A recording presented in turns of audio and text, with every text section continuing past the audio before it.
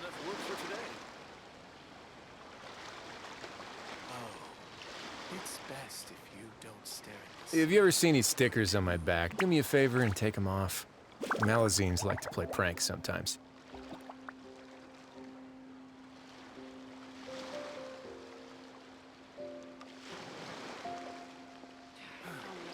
That's enough work for today. Goodness. How can some people be so gullible?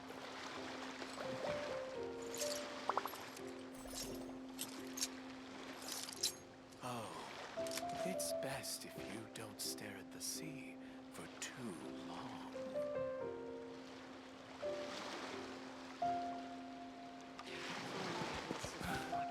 That's enough work for today.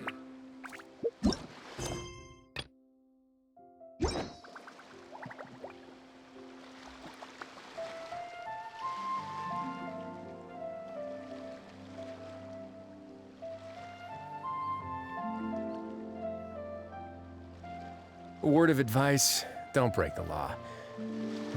Is there anything else? Yeah, seriously, don't break the law. For today. For too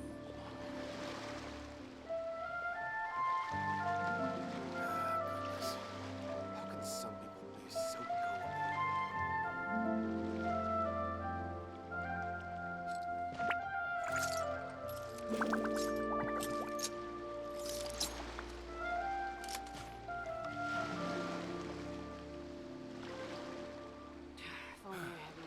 That's enough work for today. Oh, it's best if you don't stare at the sea for too long.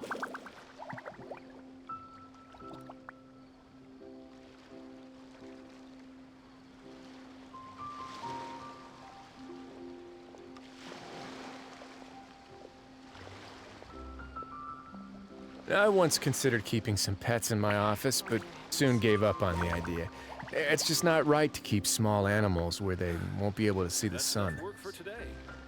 How can some people be so gullible? Oh, it's best if you don't stare at the sea for too long.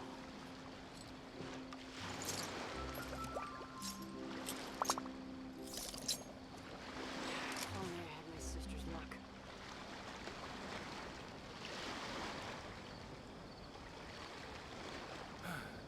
That's enough work for today. Goodness. How can some people be so gullible? Oh, it's best if you don't stare at the sea for too long. Only I had my sister's luck.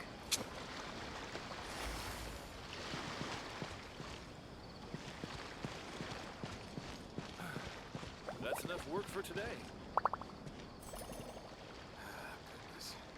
How can some people be so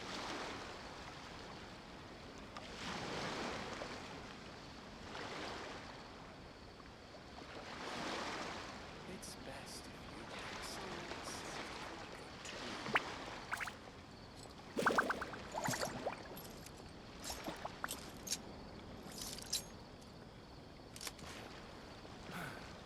That's enough work for today.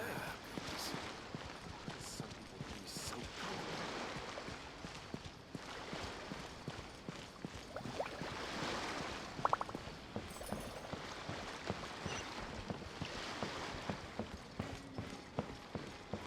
If only I had my sister's Alright, so what are you doing in my teapot, Chicky?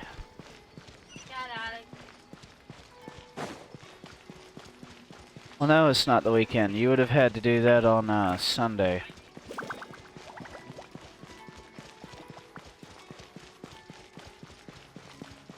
You're standing here waiting, what? What? You want me to join you, or you...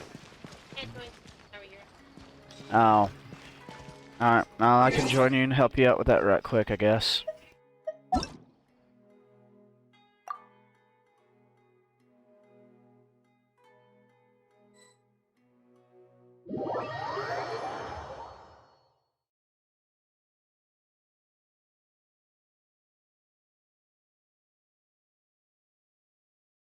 See this screen right here? That's what I was trying to get to come up on the tablet, but it wanted to be stupid. That's what I have to use in order to view my chat, because I don't have a second monitor at the moment. Alright, where are we going? Oh, I see you right here.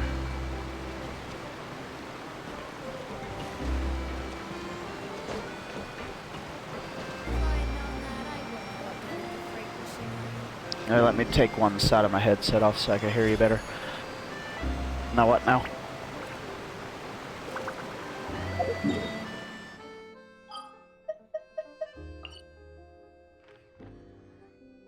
And you was talking about, can they hear you? No, they can't hear you because Genshin does not have a built-in voice chat, at least not yet. In order for them to hear you, I would have to have you join me on Discord in a Discord channel. So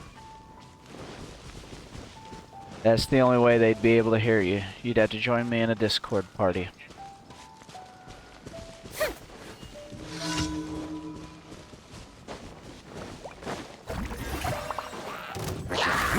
Let's begin.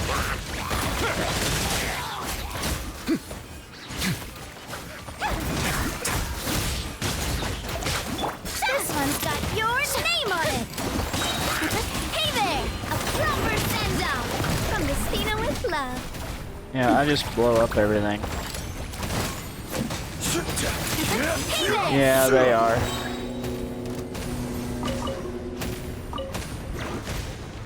Stabilize. Feeling lucky? Yoo-hoo! I got the pirate Taylor Swift. I describe Navia.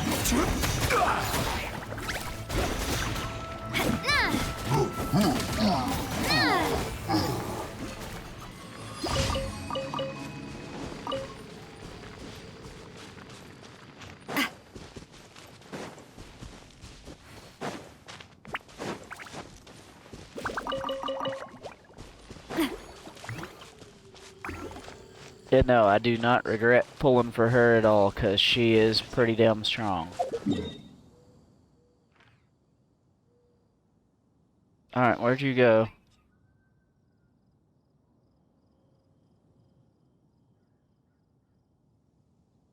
Oh, she went back to Mondstadt City.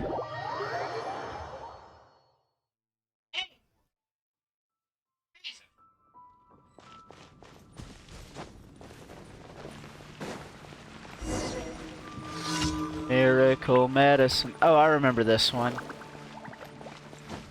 I've done this commission before.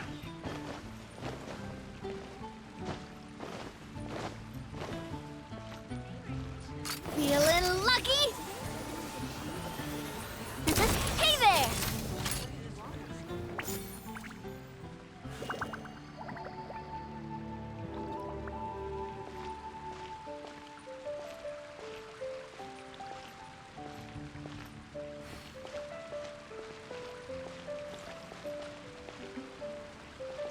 While you're doing that, I'm gonna look through my artifacts right quick and see if I've gotten anything that's better for Miss Navia.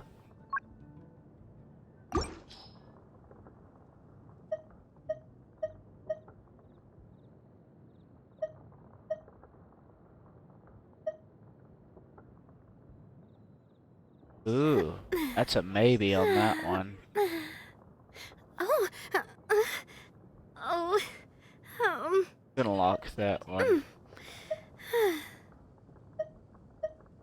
Gonna lock this one too.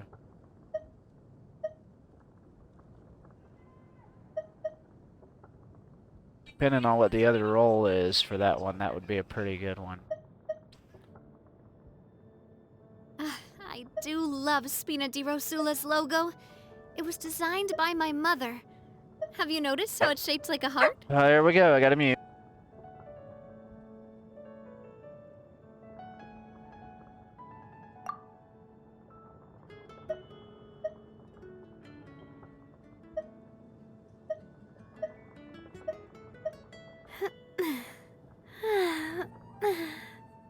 Oh, oh,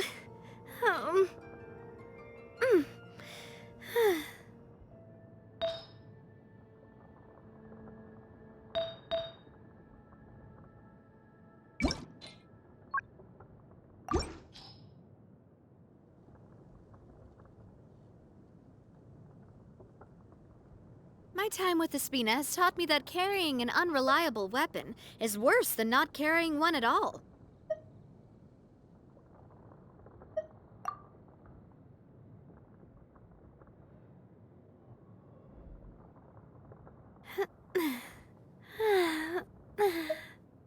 Oh, oh, mm.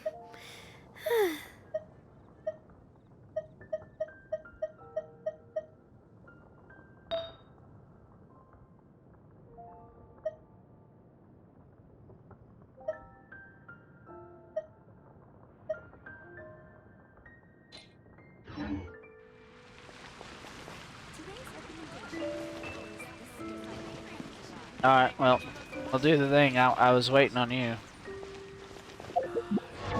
No, I've been farming the heck out of her domain, trying to get better rolls. Oh, that's right. You didn't get her, did you? Yeah, the 50-50 screwed you on hers. See, it's not even guaranteed that if I can pull riding, because I could lose my 50-50 to somebody.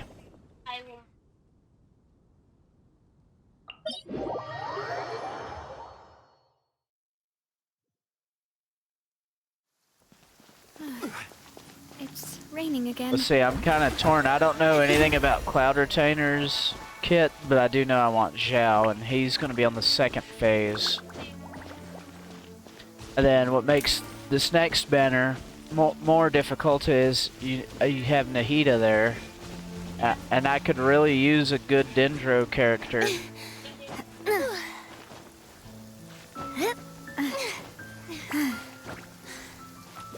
Well, no, I'm very limited in my Dendro characters right now. I only have Kirara and Kale, and then the Traveler. That's it.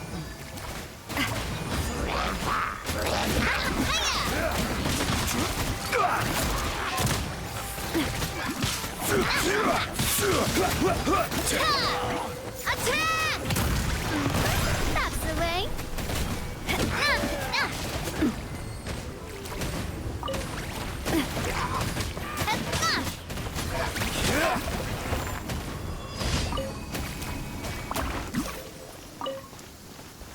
Well, destroyed all that very quickly.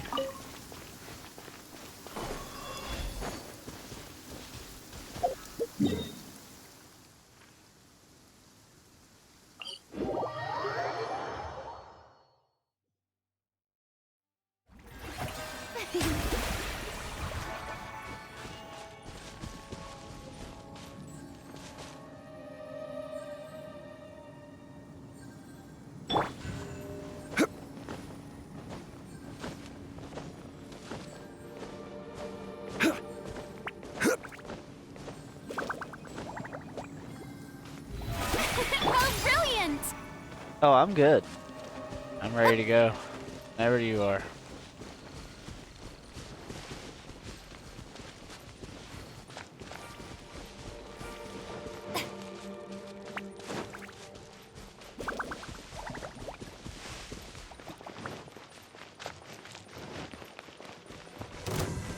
Oh dang, that dude just came out of nowhere. Your name on it.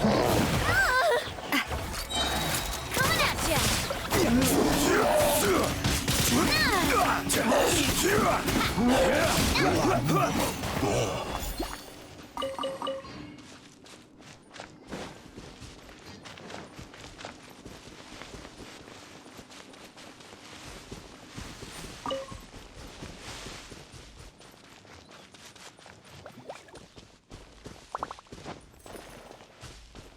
Do it. Savannah, leave the cat alone.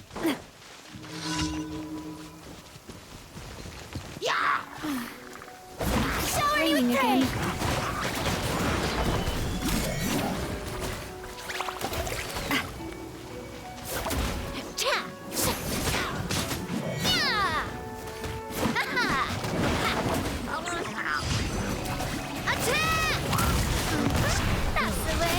Umbrella warfare, I guess.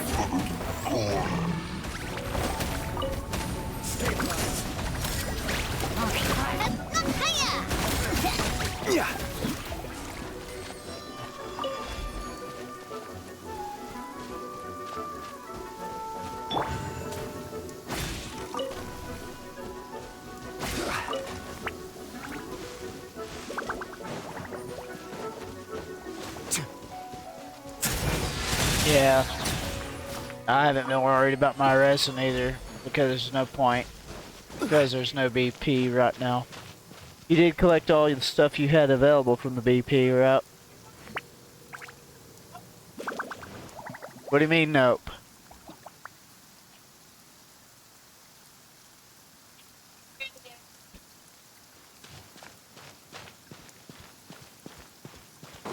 Alright. You need...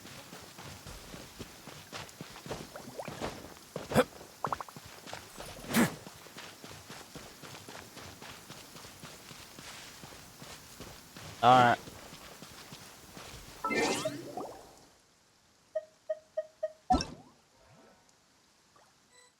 Wow, you didn't even give me time to say leave team. You just kicked me straight out. Man, that's rude. Being rude over here, man.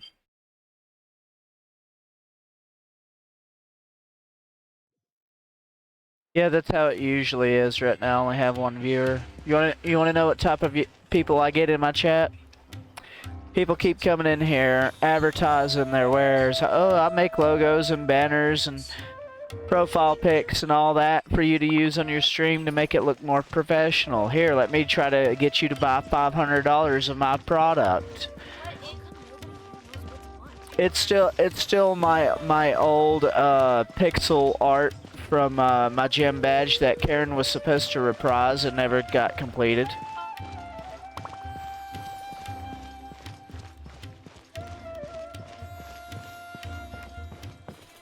The one that I used as a badge when I was a Pokemon gym leader for Dream League all those years ago. Karen was supposed to modify it and modernize it, and she started on it but never finished it.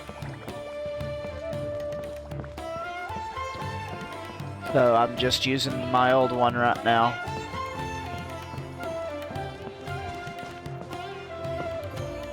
Why are you taking both cases? That case is made for my phone, because my phone is slightly bigger than yours. And also the cameras are bigger than yours. So yeah, there's no way you can snatch my Nezuko case. That's made specifically for my phone.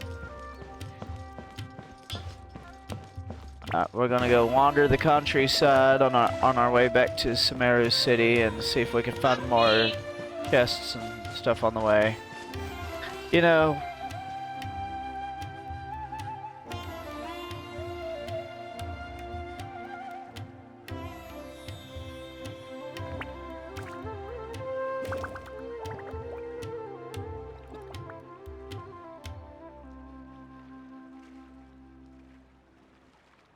Everything is guided along the right path. I'm drawn to fishing, and the fish are drawn to me.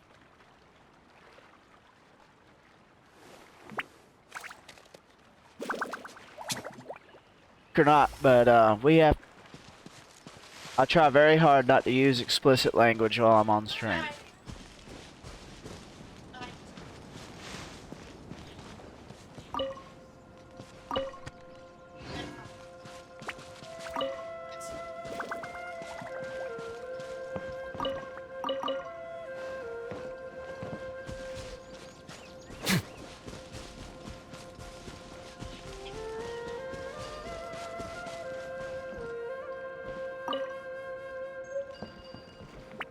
Lost energy block. Let's see. Damaged ruin guard.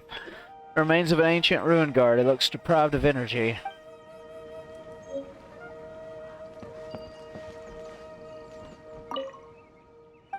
Well, this has probably got to do something with the quest line later on, I would imagine. Let's go over here and get this chest.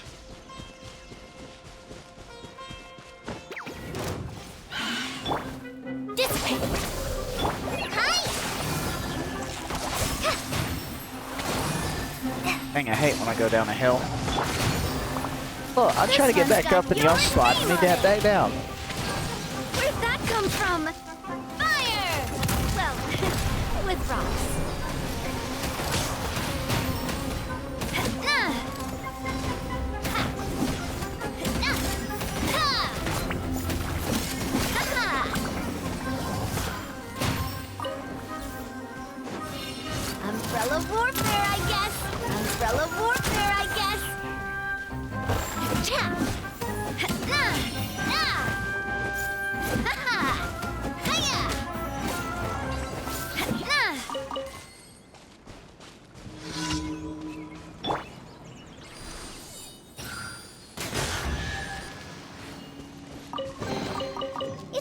want to replenish your supplies often when you're out in the wild. Our bond is strong.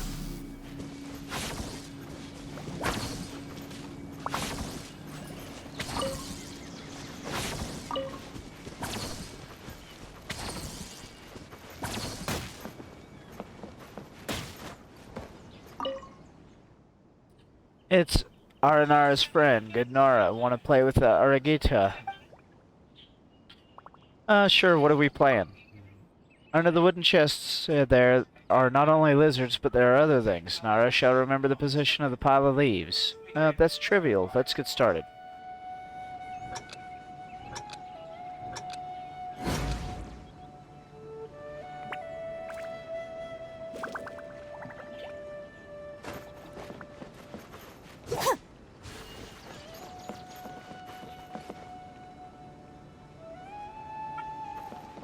Does Nara know where it is? Pile of leaves, ain't it? Right here. Can't be one bigger than that.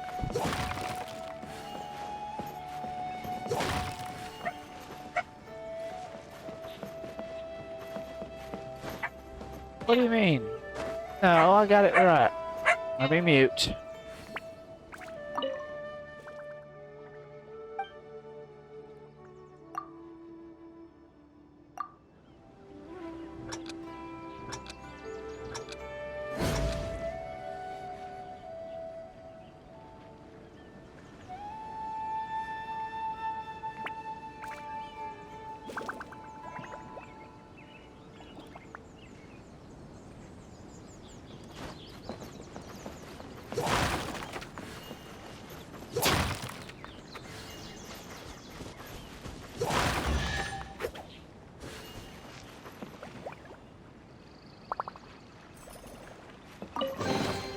Every little bit counts. Bet it does. Alright. Stand with me!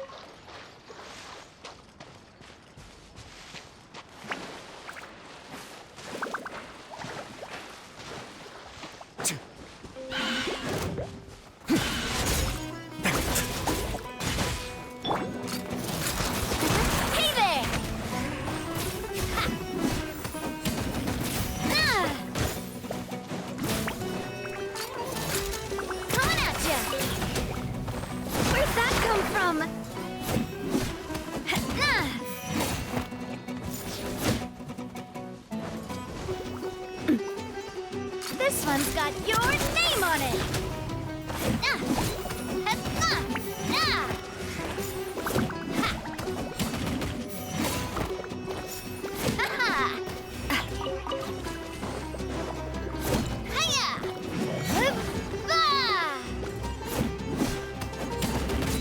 Ha!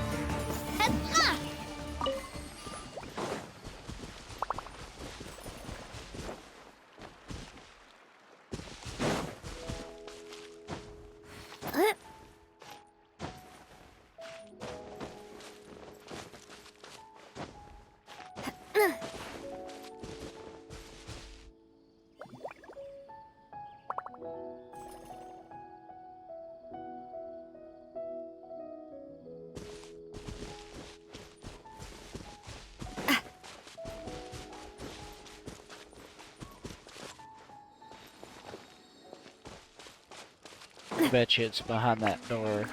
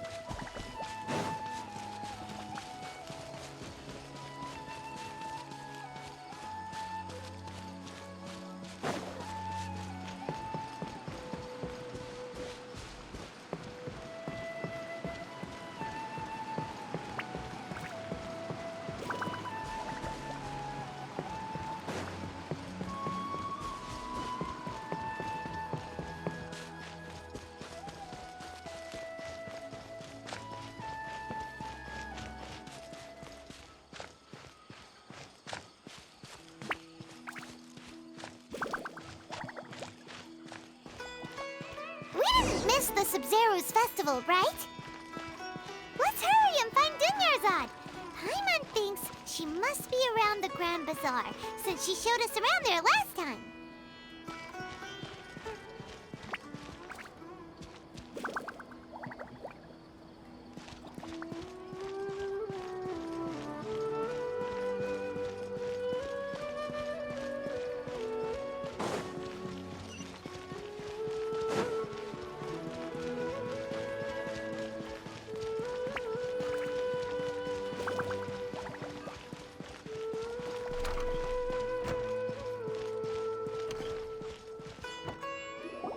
There she is! Dunyarzad, we're back! Just as promised, Traveler and Paimon. I'm so glad that you two came back to celebrate Lesser Lord Kusanali's birthday. Looks like we made it back in time. It's a very important festival after all. Indeed. The festival's tomorrow. We've been preparing for so long that I can't help but feel a little nervous. There's no need to be nervous. Paimon's sure that Lesser Lord Kusanali will feel everyone's gratitude. Thanks, Paimon. I hope that everyone who comes to the festival will also have a good time. Speaking of which, did you manage to make your way to Port Ormos? Discover anything over there? Of course we went. A lot of things happened there.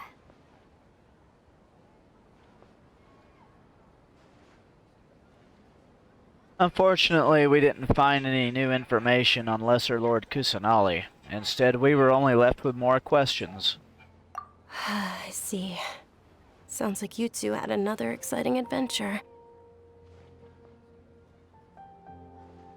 If there is another chance, I would love to join. My lady, if you went to Port Ormos in your current state, we'd both be in for a lifetime of trouble. Dia! You were It's called covert protection. Keeping an ear out for what's going on around my employer is part of the job. It's all right, Dia. I merely said I would like to go. I know better than to think my body could handle it. The festival's tomorrow.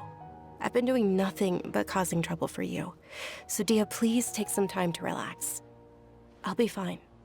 Even when you put it that way, it still doesn't feel right. Don't worry, my guardian knight. Okay, fine, but only tonight. Tomorrow's a big day, and many no-good scumbags are gonna try to take advantage of that.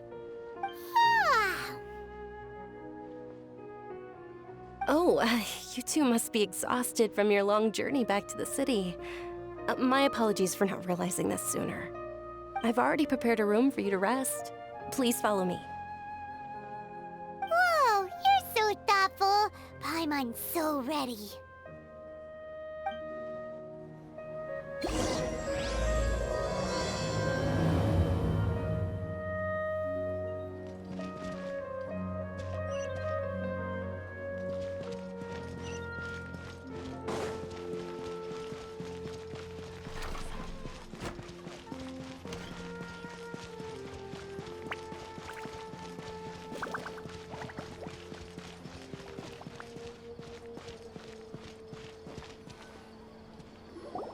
Here we are. It's also fairly close to where I've been staying. It looks really nice.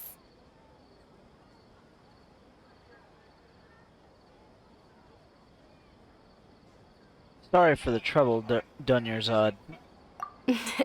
Not at all. Just tell me more about your adventures when you next get the chance.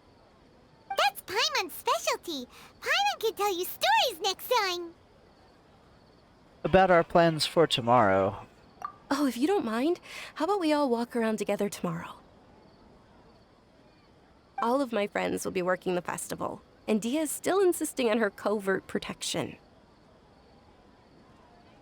Yeah. It'll be pretty hard to relax and enjoy the festival if Dia's constantly hovering over you, right? I'll keep you company tomorrow. Then let's meet at the nearby bazaar first thing tomorrow morning. Have a great night. It's a deal. Good night, Dunyarzad. I may be too excited to fall asleep tonight. See you tomorrow. Paimon's starting to really look forward to the Sumeru festival too. Will there be lots of yummy food? Oh, no. Thinking about food is just gonna keep Paimon up all night. The earlier we sleep, the better. Let's go inside, traveler.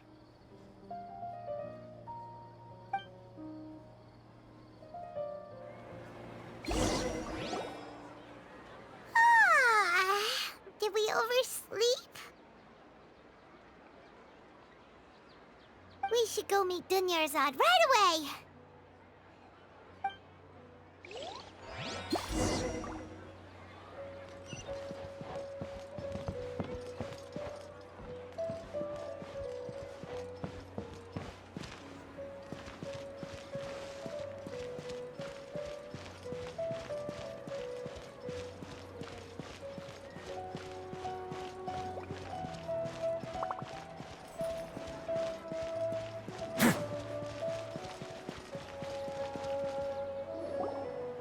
Traveler, Paimon, I've been waiting for you two. Good morning, Dunyarzad. We must have overslept a little bit. Not at all. I arrived early. Today is finally here. I must cherish every moment as if it were gold. You've worked so hard for this day. You gotta enjoy it to the fullest. You know it. Oh, it's just that, as expected, I had some trouble falling asleep last night. I'm hoping my body won't be too much of an issue today. Well, shall we? Let's start with the stalls over there. Many vendors came out of the blue to support the event, and they insisted on covering costs themselves. Let's go give them some business. They paid for everything out of pocket? Oh, sounds like they're not in this just for the Mora. They all said that contributing to a lively festival atmosphere is more important than money. especially since we don't often get to celebrate Lesser Lord Kusanali's birthday.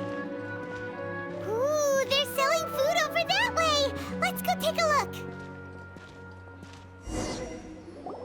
This is a stall offering foods from the Haftmewa feast. Oh, you could tell straight away. I thought most people nowadays wouldn't know. Mushrooms, flowers, and all kind of fruit? It's all vegetarian stuff. Oh, Paimon's a little disappointed. So, what's the Haftmewa feast you mentioned just now? It's another Sub-Zero's festival tradition. People used to set their tables with 7 different foods. Generally speaking, the most common selections were foods like Rukashava mushrooms, Nilopala lotuses, Sumeru roses, Sunsetias, Kapulatas, Hara fruits, and Zaytun peaches. So, the Sub-Zero festival is a vegetarian holiday? You don't have to be a vegetarian to enjoy the spread. We just use the 7 foods to symbolize the 7 virtues of the Dendro Archon. Wait, but if that's the case, if Sumeru uses vegetarian food to represent the Dendro Archon, then wouldn't the Pyro Archon's festival be full of food like roasted fowl, juicy meatballs, grilled steak? Oh, Traveler, we have to go to Natlan as soon as possible! I hope your wish comes true one day, Paimon. Thanks! Alright, how about we also check out some of these other stalls?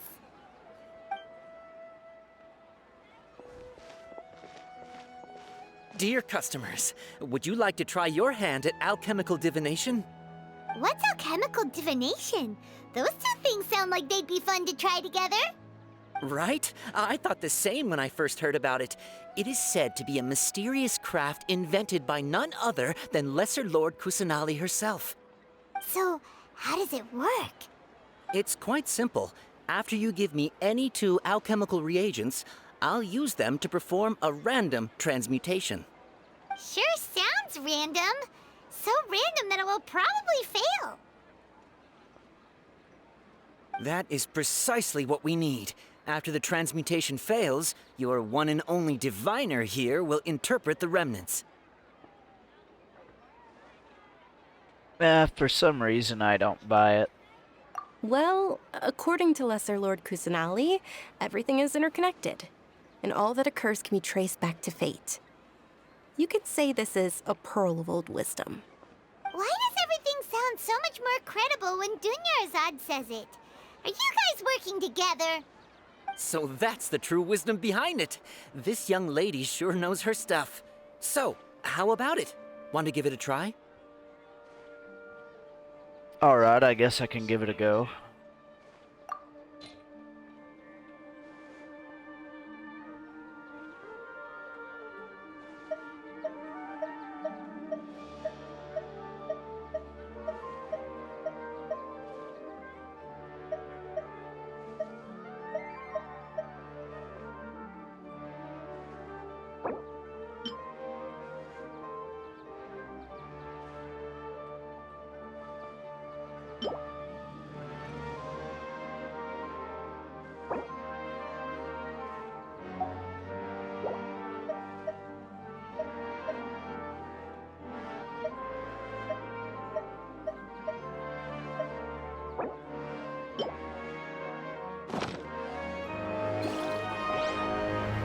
Okay, one moment.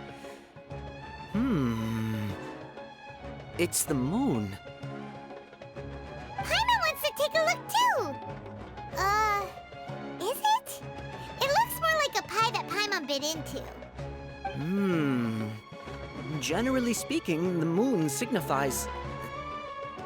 It means... Wait a moment. Is he really looking it up in a book? Oh, I remember now. It means illusions and lies. Illusions and lies? That sounds rather ominous. Yes, but this book says that if you trust your intuition and overcome your fears, the sun will surely rise. He's not even trying to hide his book anymore. Naturally, fate will only ever show you the beginning of a journey. It is up to you to forge your own ending. Oh, thank you so much. I'll keep that in mind. Oh, it's nothing. I'm just learning as I go. Guess that was still pretty interesting. Okay, on to the next stall. They say the Sub-Zero's festival was very lively a long, long time ago. Large flower carriages used to parade through the city. As they headed towards Port Ormos, people would throw flowers, candy, and liquor all along the way. Dunyarzad's eyes are sparkling right now. I wish I could have seen that spectacle. But if you ask me, I'm sure Nilu's dance of Sub-Zeros will be just as impressive.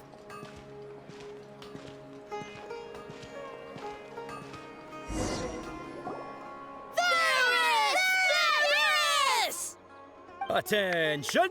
Soldiers, fall into formation if you want any Yalda candies.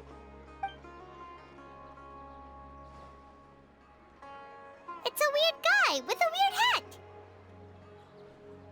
Hey, it's Dunyarzad! Wow! Miss Dunyarzad, the children love you even more than the Yalda candies. In the few short days it took to prepare for the Sub-Zero's festival, the children have all grown very fond of you. The Hallowed Knight of Flowers. It's an honor that you know my name. Attention! In the name of Ferris, the Knight of Flowers, I commend you on your contributions to the glorious Sub-Zero's festival. All right, little soldiers. Take your Yalda candies and don't forget your loyalty to Lesser Lord Kusanali. Dismissed! Yes, Knight Ferris! Just what is going on here? Ferris, the Knight of Flowers, is another Sub-Zero's festival icon, and one immensely popular with children. In the past, the actor portraying Ferris would also sit on a flower carriage. It's all thanks to Miss Dunyarzad's sponsorship that the children can make such wonderful memories today. As are we to you, Vihar. Oh, not at all. Oh, speaking of tradition, do you want some Yalda candies? They're a festival staple, and I happen to have some boxes readied here. Take a look and pick whichever one you want. Whichever one? Don't these boxes all look the same? That is the fun part. Each box contains a random flavor. It's up to the luck of the draw. Flavors include lavender melon, hara fruit, sunsetia. Ooh, those all sound pretty good. And there's also lizard tail and oni kabuto. Huh? What's up with those two flavors? Oni kabuto is a little spicier than lizard tail. Dunyarzad, you tried them before? Traveler, help Paimon pick one. Paimon wants the sunsetia flavor. I doubt I'll be able to get the exact flavor you want. Don't blame me if I choose the wrong one. It's alright. Paimon believes in you. I also believe in your intuition. Great! These boxes of candy are numbered 1 to 5 from left to right. Which one do you want?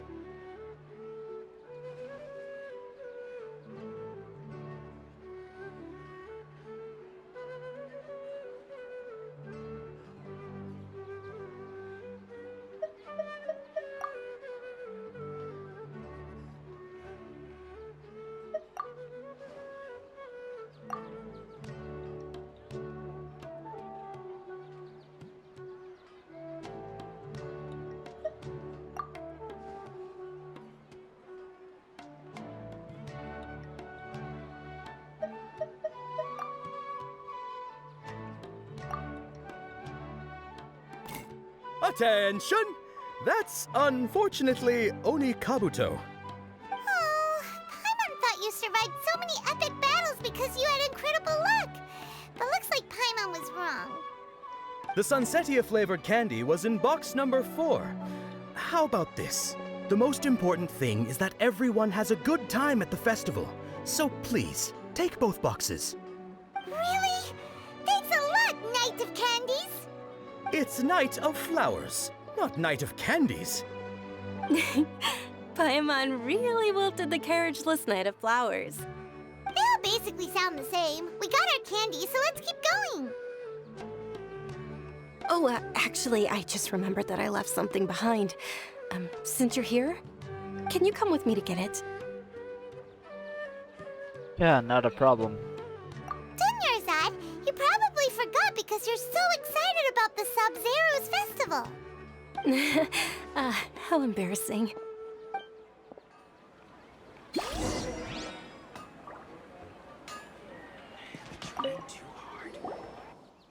Attention, young soldiers! Are you here to join our ranks?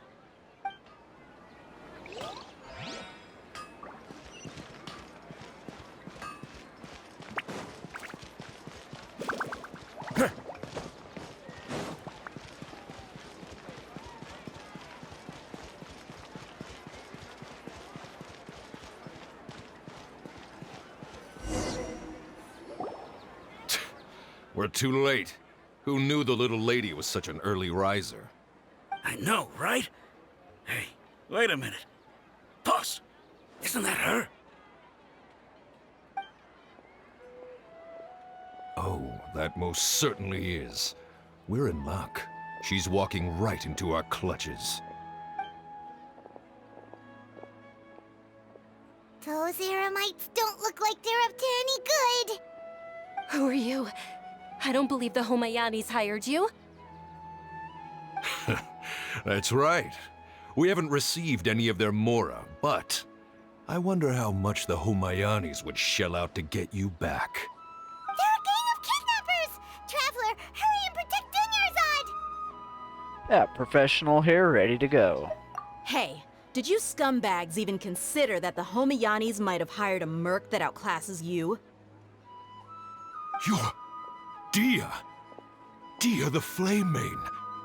No wonder we mercs haven't heard anything about you for so long. You sold your unruly mane to the highest bidder. Don't speak so disrespectfully. My family started working with her as gratitude for her past kindness to us. Don't worry about it, my lady. Just some friendly banter between mercs. One punch and those rabid dogs will expose themselves for what they really are. Aren't your claws all dull by now? Don't get too cocky!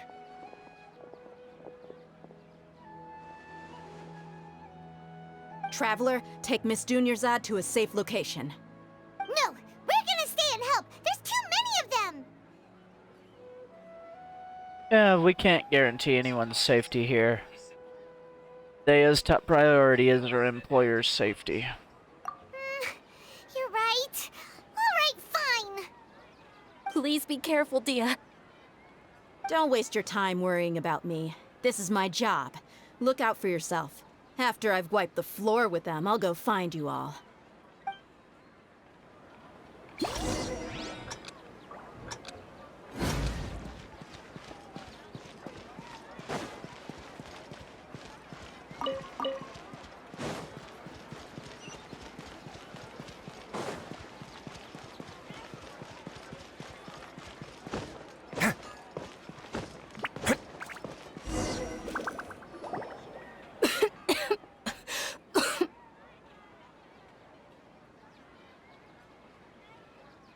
Dunyarzad, are you okay?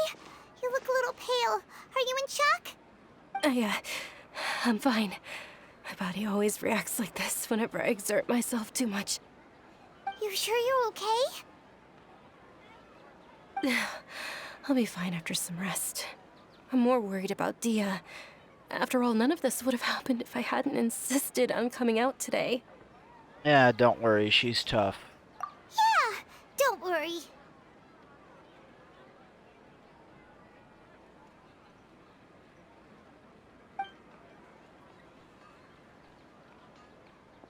My lady, Traveler, found ya. Dia! You took care of them so fast! Any more of them?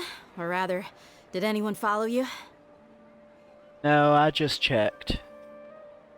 Dia, your arm. Oh, this? I'm fine. It's just a scratch. Normally, they wouldn't have been able to land a hit on me at all, but I'm still getting used to this new greatsword. Please, let me take a closer look. Come on, it's nothing. Us mercs aren't as fragile as you think. Hold on, you said something about a new greatsword. What happened to the one you were using before? About that. Well, I sold it, because I was low on Mora. Stuff like this happens every now and then. It can't be. The anonymous donation that was used for the venue's final round of preparations?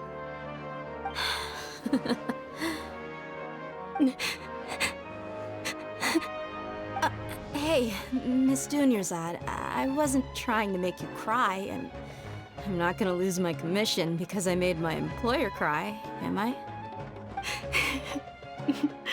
Okay, making your employer cry won't affect your commission, but selling your weapon without permission and getting hurt? I'll have to reevaluate your performance. You're so unreasonable, my lady. Thank you very much, Dia. Don't be like that. I get embarrassed really easily.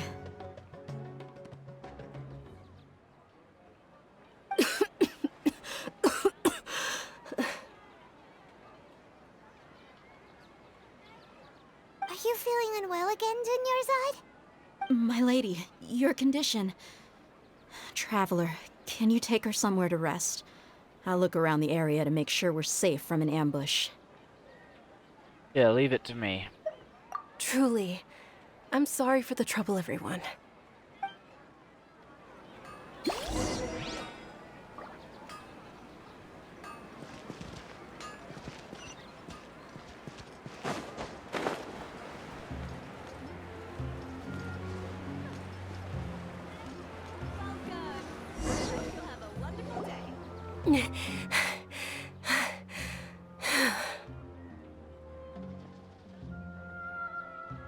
Are you feeling better, Dunyarzad?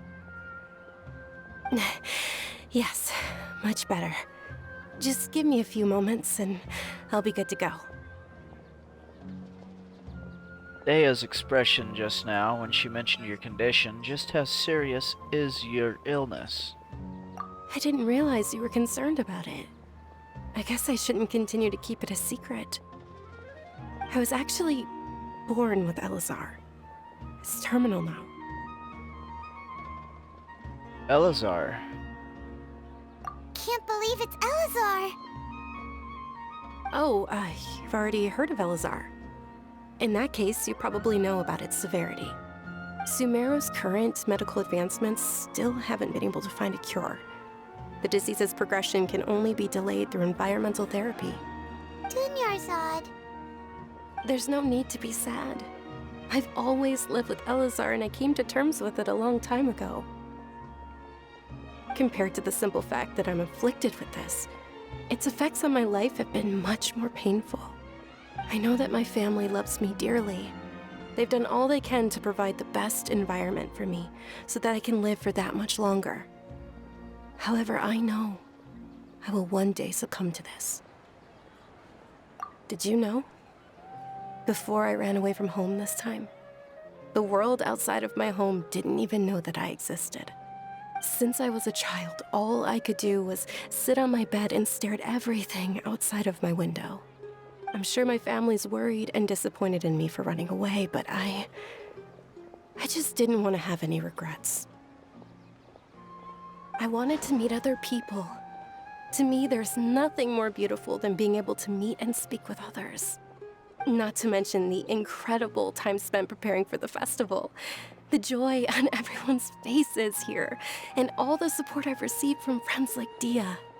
This way, when my final day does arrive, it will be less sorrowful. At the very least, many people will remember that I once existed in this world, right? Don't say that. You still have happy times yet to come. As long as you don't forget Paimon. Paimon also won't forget about you.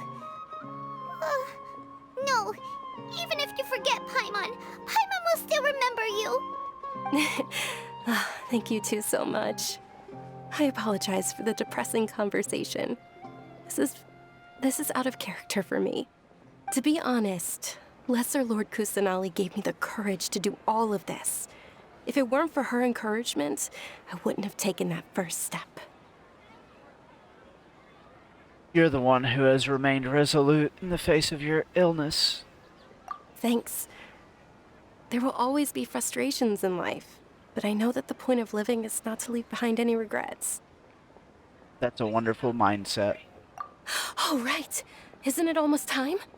Huh? Almost time for what? Isn't the Dance of Sub-Zeros about to begin? It's the part of the festival that I've been looking forward to the most. Nilu will recreate that legendary scene with her most splendid dancing. And the Sub-Zeros festival will conclude amid everyone's applause and blessings. And with that, my wish will also... Then what are we waiting for? Let's go to the stage! Yeah, we should still make it in time.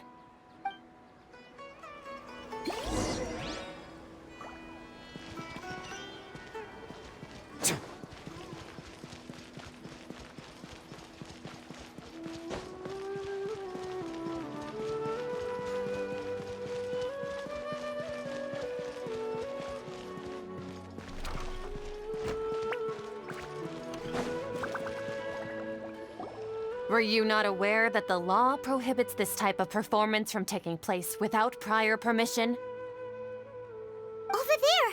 Someone's yelling at Nilu! I think I just saw the Academia's Grand Sage. Why is he here in person?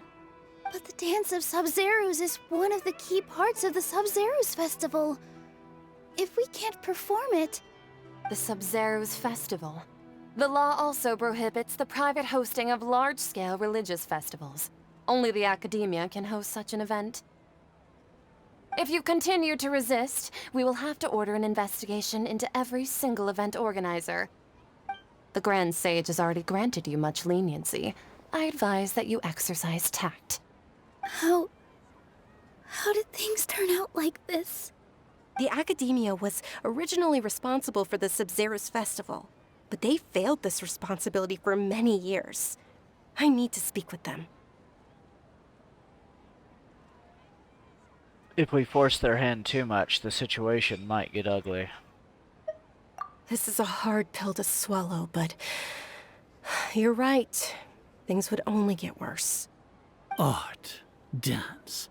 Aren't you ashamed of pursuing such frivolous and meaningless activities in this land of knowledge and reason? Our Archon created the utopia that is Sumeru City for all scholars who sought validity, verity, and truth, while people like you wish to defile it. No. I believe that our Archon never rejected the arts. Even the goddess of flowers dedicated a dance to her. With your lack of intellectual credentials, I do not believe you are qualified to debate with me. What you should be doing is finding workers to tear down this ridiculous eyesore.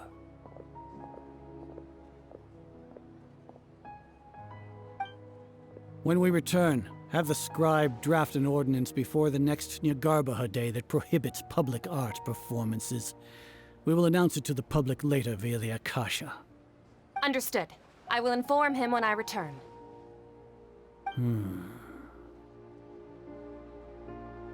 The Sub-Zeros Festival. Go celebrate the birth of that god to your heart's content. Nilu, are you okay? Oh, Dunyarzad. You all saw that just now? The Grand Sage ordered us to stop the performance. Yeah. Let's go somewhere the Academia can't find us and perform there. But how do we let everyone know? And what about the atmosphere on the stage? Or we could get people to block them off so they can't interrupt the performance. No. They just threatened to investigate the organizers. If we were caught... Nilu, it's all right. Don't worry about it. But you've been looking forward to the Dance of Sub-Zeros so much. And I know how important this festival is to you. I don't want you to have any regrets. It's okay. Seeing you care this much about my feelings is more than enough. It would be too risky to continue the Sub-Zero's festival at this point. I don't want to get everyone in trouble. If you say so. But you can sneak out for the next Sub-Zero's festival, right? We'll make sure the next one is a smashing success. The next one. Yes. Okay, it's a promise. It will be a smashing success. Paimon can't believe this is how things turned out. Those heartless geezers. Should we try to think of another way? It really is okay. There's nothing we can do about it. Still, I'd be lying if I said I had no regrets. I would have loved to see Milu's dance.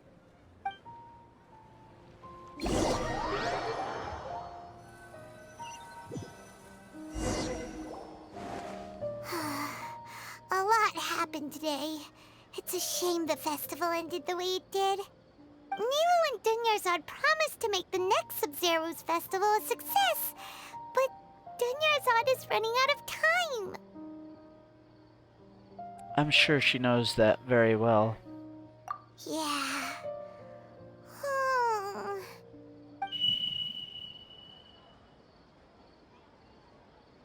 All connections have been secured to construct the most stable framework possible. The project has entered its most critical phase. Power has begun to flow from...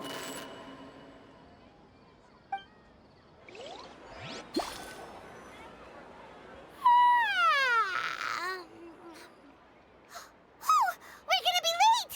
It's all because you wouldn't get out of bed! We should go meet Dunyarzad right away!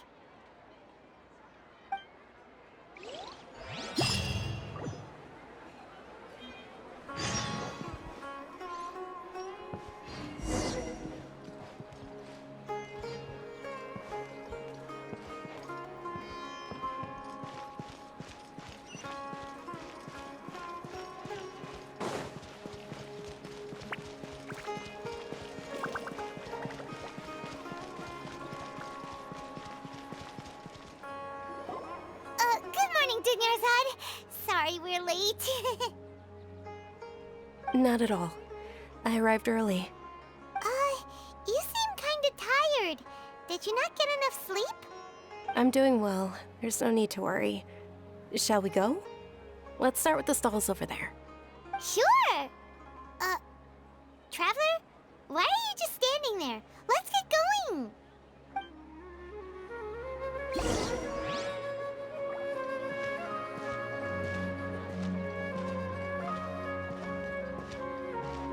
Ooh, they're selling food over that way! Let's go take a look!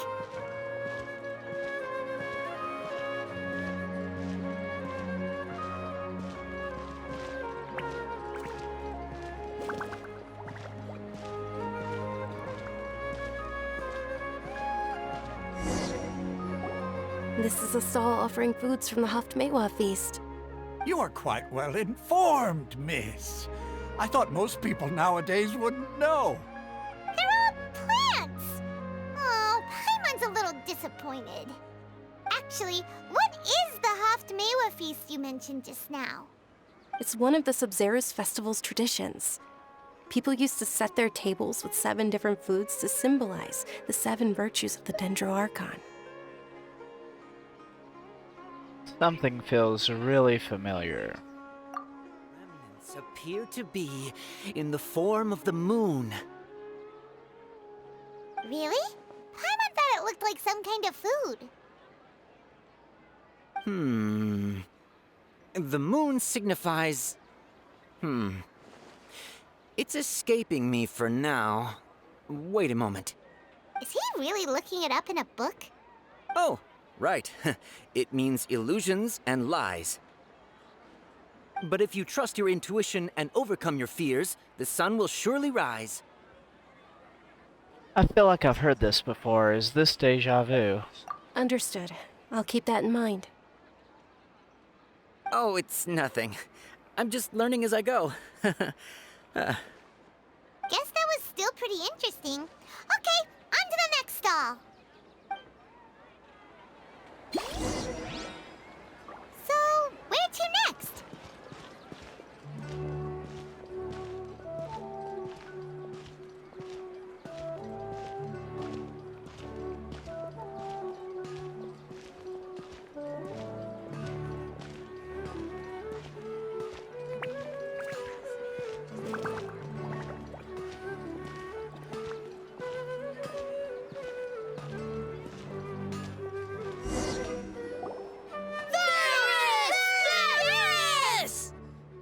right, soldiers. Now that you have your Yalda candies, don't forget your loyalty to Lesser Lord Kusanali.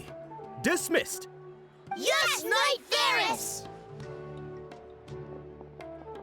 What's going on? Is this a play? Ferris, the Knight of Flowers, is another Sub-Zerus festival icon and one immensely popular with children.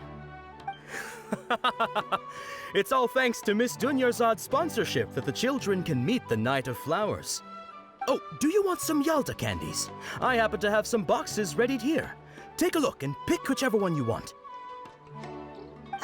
What's to pick? Don't these boxes all look the same? It's not that simple. Each box contains a random flavor. It's up to the luck of the draw. Flavors include lavender melon, hara fruit, sunsetia. Ooh, how interesting! And there's also lizard tail and oni kabuto. Ugh, why do those flavors even exist? Traveler, help Paimon pick one. Paimon wants to eat the sunsetia flavor. Great! These boxes of candy are numbered 1 to 5 from left to right. Which one do you want?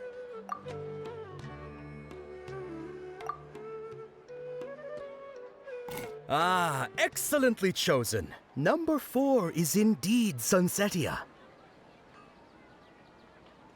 Ha-ha! Paimon bet you had incredible luck, and Paimon was right! That just now, I don't think that was luck.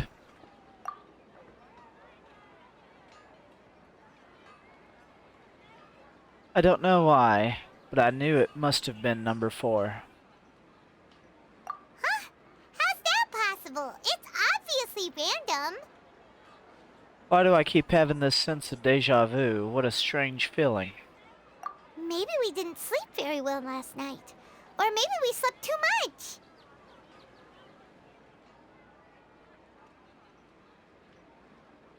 I'm sorry, Dunyarzad, but I need to leave for a moment. Oh, sure. Huh? Where are you going? You're just gonna walk off like that?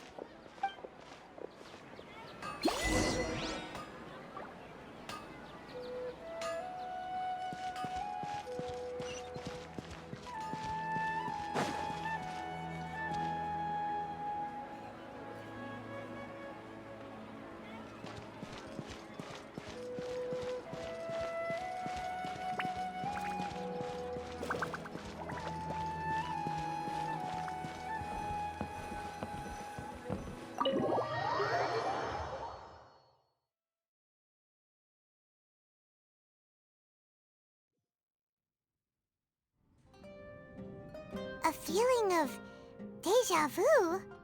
Oh, Paimon knows what that is. It's when you feel like you've already experienced whatever is going on. In that case, Paimon also felt something like that today. But that's just our brains playing tricks on us, isn't it? So why'd you run here in such a hurry? I wanted to do something I normally never would. So that's it!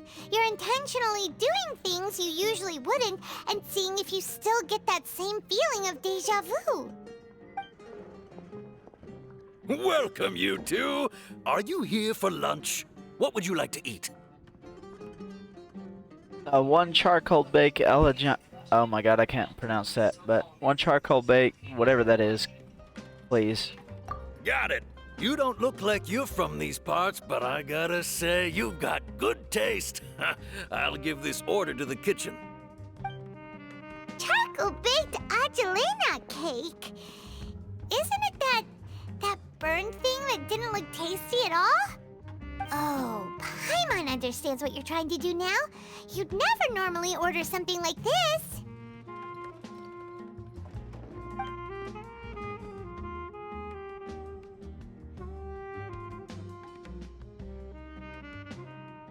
That thing? Are you really gonna eat it? Isn't this going a bit too far? Here goes.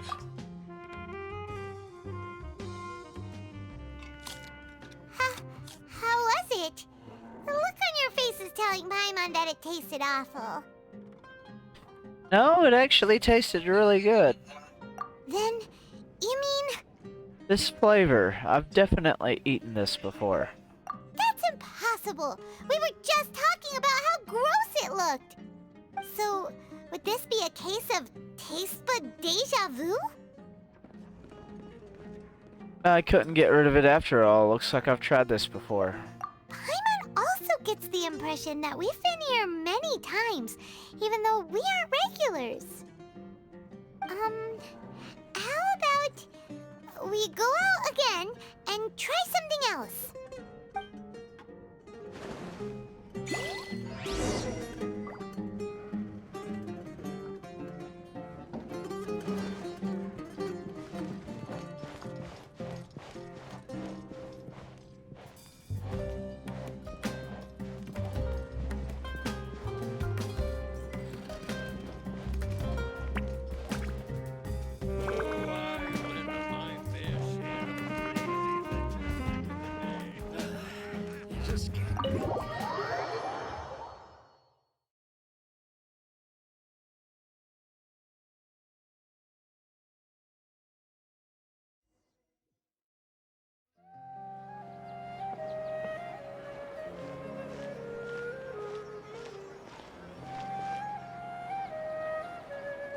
Hey, Dinyarzad is sitting by herself on that bench over there.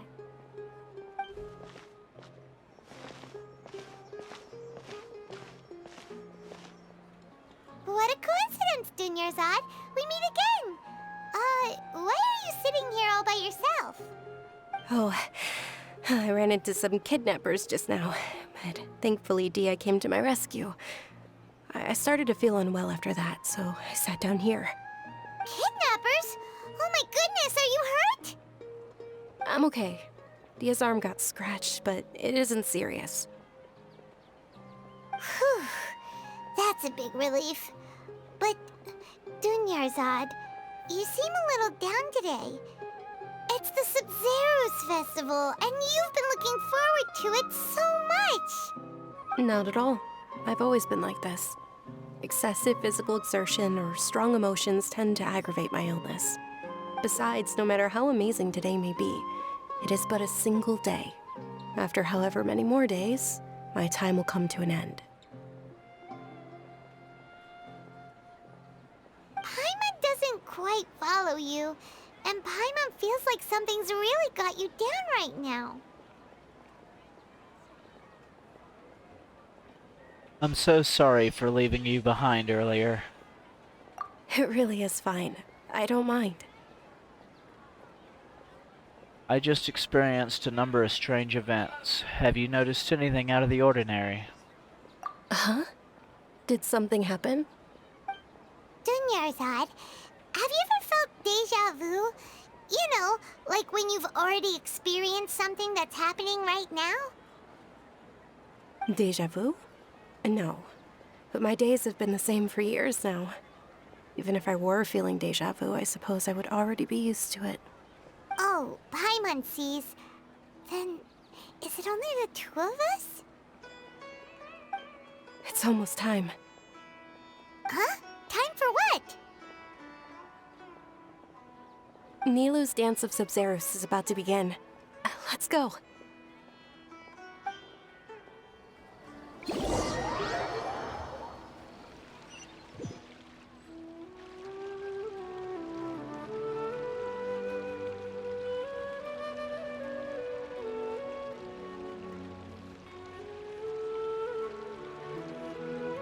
With your lack of intellectual credentials, I do not believe you are qualified to debate with me. What you should be doing is finding workers to tear down this ridiculous eyesore.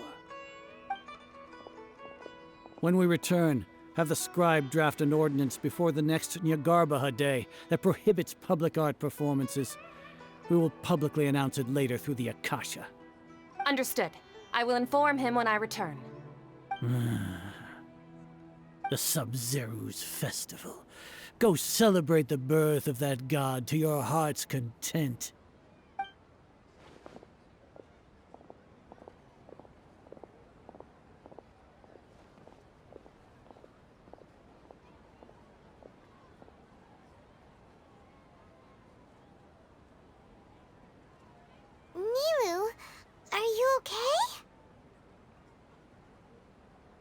Oh, Dunyarzad. The Grand Sage ordered us to stop the performance. It's okay. There's nothing we can do about it. But you've been really looking forward to this. I don't want you to have any regrets. It truly is unfortunate, but I don't want to cause trouble for anyone. Didn't the Grand Sage say that he might investigate the organizers? True, but... Well, okay. I'll just have to try again next year. The next festival. I probably won't be around by then. Wait, what did you just say? No, nothing. I'll be heading back to rest. Thank you for your help, everyone. Paimon can't believe what those heartless geezers did! For some reason, I felt like this outcome was inevitable. Did Dunyarzad already go back? We should also return and get some sleep. So,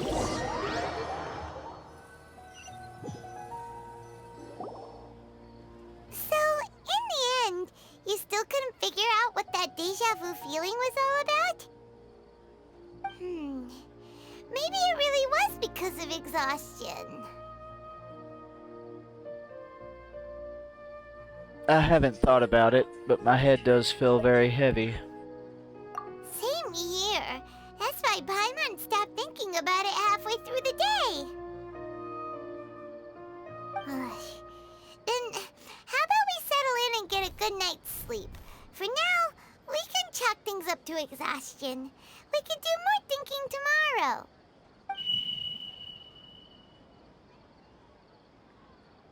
Observing a modest drop in the output of jnana energy, but values still remain within normal parameters. Continue to monitor the variances in the data and find the cause as soon as possible.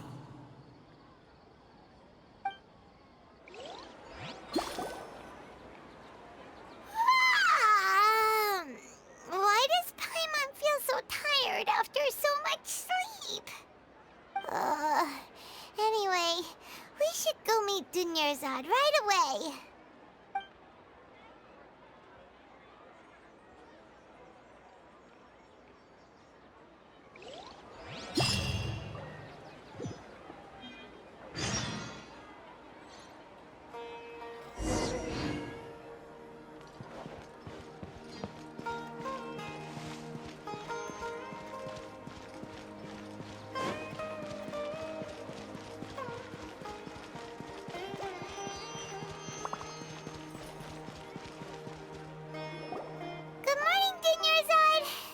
Keep you waiting. Not at all. I arrived early. Huh? Paimon thinks you sound kinda tired. Did you not get enough sleep? I'm doing well. There's no need to worry. Shall we go? Let's start with the stalls over there. Great idea! Let's get going! Traveler?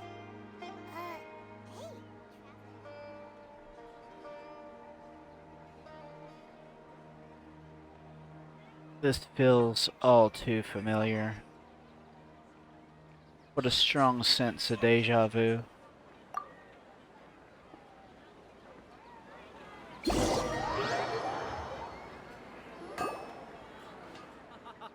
It's all thanks to Miss Dunyarzad's sponsorship that the children can enjoy the Sub-Zero's festival.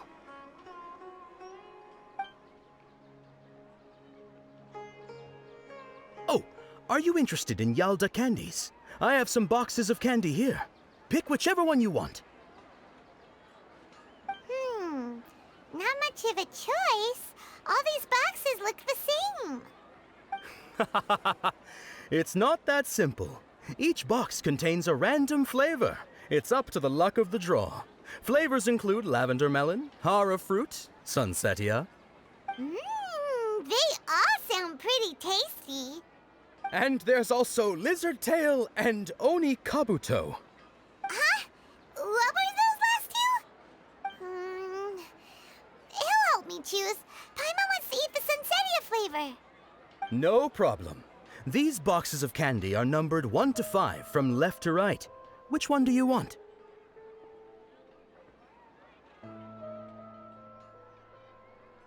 Oh, I like your confidence. No hesitation at all. Oh, congratulations! Number 4 is indeed Sunsetia.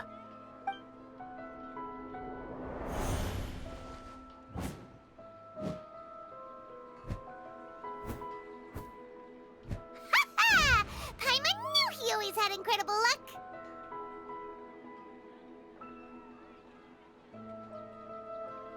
Number 1 is lizard tail, number 2 is hara fruit, number 3 is lavender melon, and number 5 is onikabudo. Paimon's not really interested in the other flavors. Ah! Wait. How did you know? Don't tell me that you already knew which flavor was in each box. What? He was right about all of them? That couldn't have been luck. How is this possible? I packed all those boxes this morning, and they've been sealed ever since. You couldn't have known beforehand. Mind reading? X-ray vision? Or some kind of magic trick? This is way too freaky. Tell us what's going on! Since when did you get superpowers? Traveler?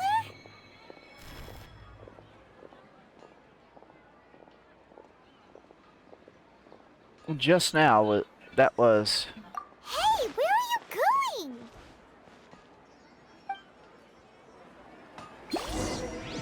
What's going on? Did you see something?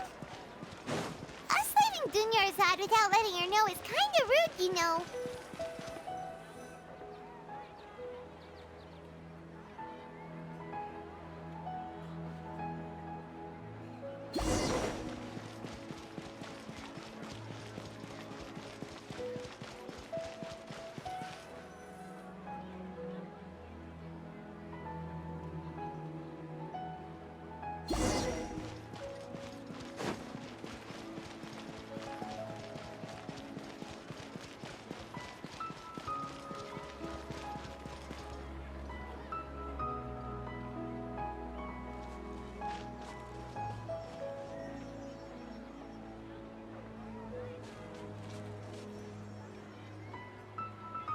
What are you looking for?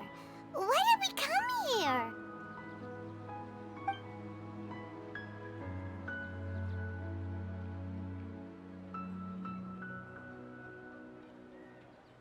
A familiar figure. Traveler?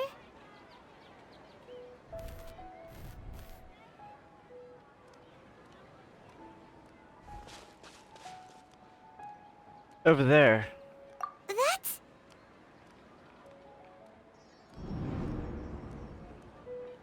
Ooh.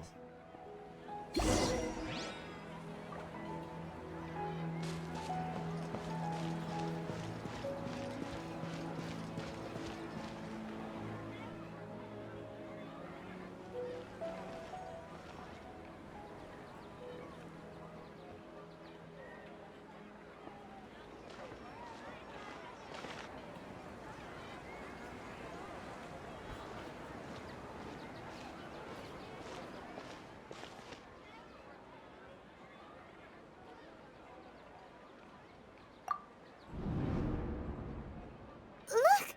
That's... Isn't that Dunyarzad? What? She was still with us just a moment ago. What's happening here? Why are there two Dunyarzads? You already know that this isn't your first Sub-Zero's festival, don't you? I'm sure you already know how to use this. A knowledge capsule? Where did you get it? What's inside? You should use it too, Paimon. You know Paimon? Let's use it together, Paimon. Well, this seems kinda sketchy, but Paimon feels like this is what we should do.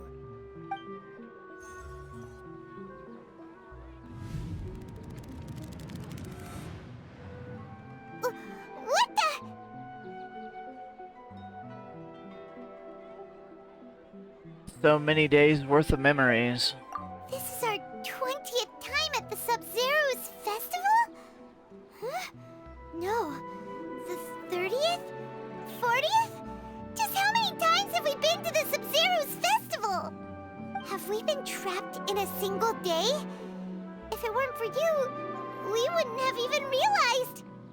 What the heck was inside that knowledge capsule?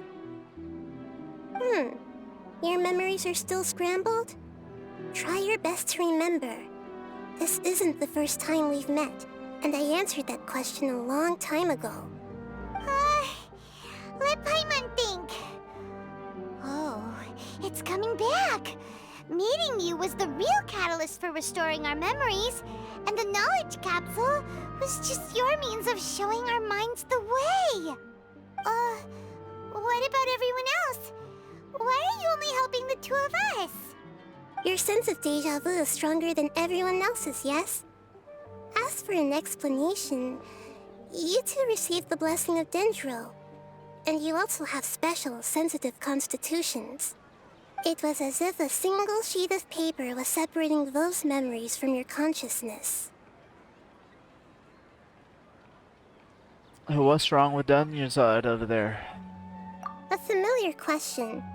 I think this is the 7th time you asked that. As you can see, she isn't doing well. You probably sensed it too. The Dunyarzad you were just with is different from the first Dunyarzad you met. That first Dunyarzad is in front of you right now, and she doesn't have a lot of time left.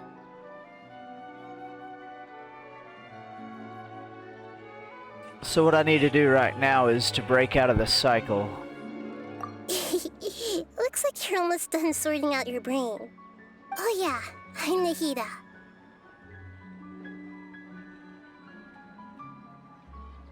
I know, you introduced yourself before. Good, you passed the test. What's happening? You can awaken our memories, and you seem like you know what's going on. Oh, wait, please don't tell Paimon even you don't know. Everything in this world runs in a loop. This cycle is called a samsara. You, me, and everyone else are all stuck inside a one-day samsara. As for the truth, that's on you to find out. If you were told the truth instead of discovering it yourselves, it would literally blow your minds. I don't know how you'd be after that. I can only give you surface-level help, like bits of information and subtle hints. For the rest of the time, I'll be doing all I can to slow down Dunyarzad's illness. She looks like she isn't doing well at all. Her illness gets worse after each Sub-Zero's festival. If we can break out of this samsara, I might be able to save her. But as things are right now, she's just a small bird in the sky that's about to lose its last feathers. All I can do is raise a gale to delay her fall.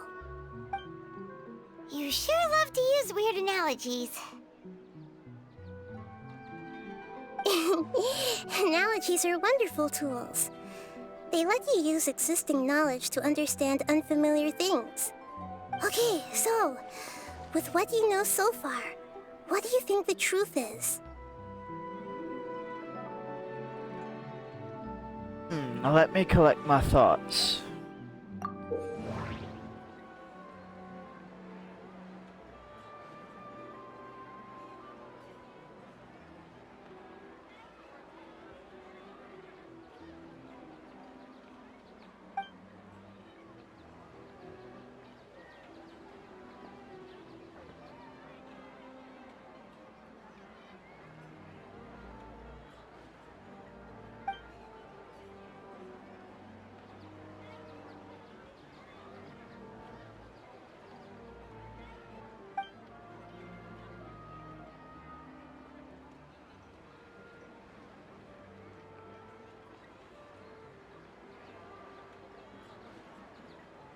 We've already experienced the Sub-Zero's festival many times, and the day of the festival seems to be in a perpetual samsara.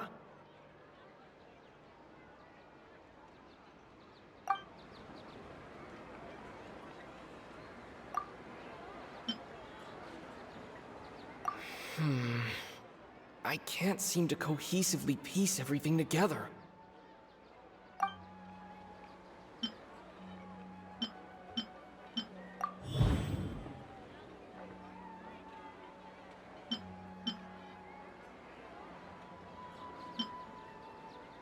What's happening right now seems to have happened before. This feeling has been getting stronger and stronger.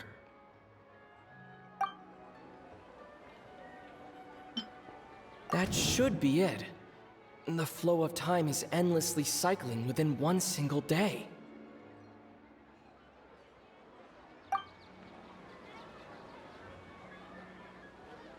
That should be it. The flow of time is endlessly cycling within one single day.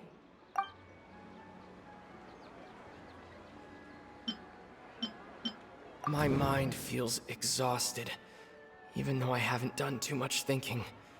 What is going on?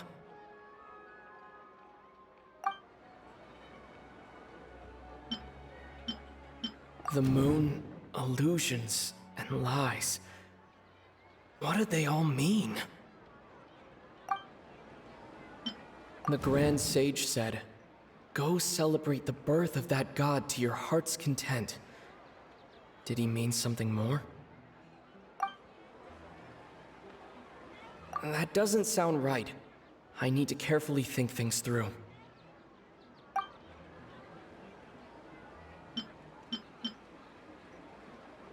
We've already experienced the Sub-Zeru's festival many times, and the day of the festival seems to be in a perpetual samsara.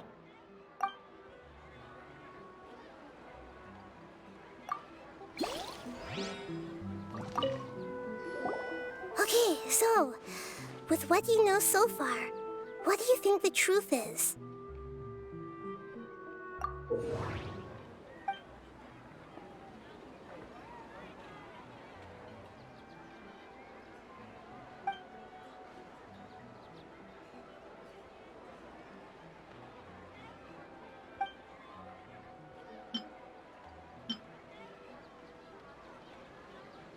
We've already experienced the Sub-Zeru's festival many times.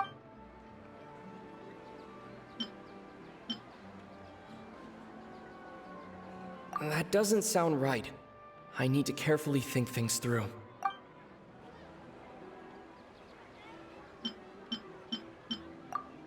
A time loop. You've given similarly wrong answers in the past. A pity. Still the wrong answer? Paimon thought that made a lot of sense. It feels like time's just repeating itself. A simple time loop can't explain some of the phenomena. You two are still missing a lot of information. Unfortunately, I can't give you any more hints.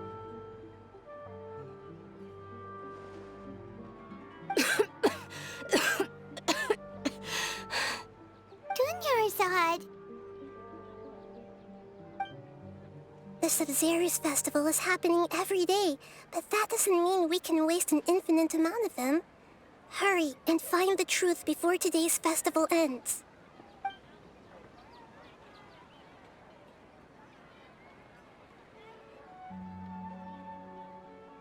Let's think about our current situation.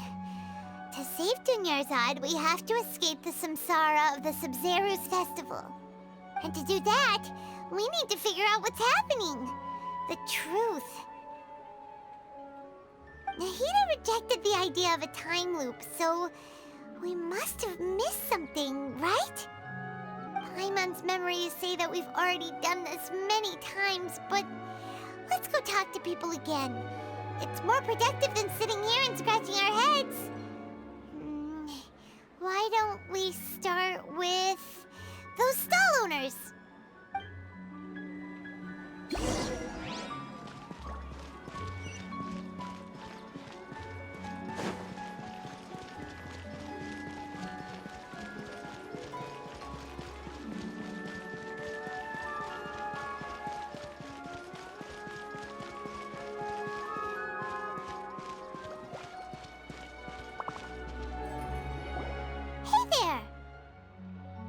Hey, it's you guys again.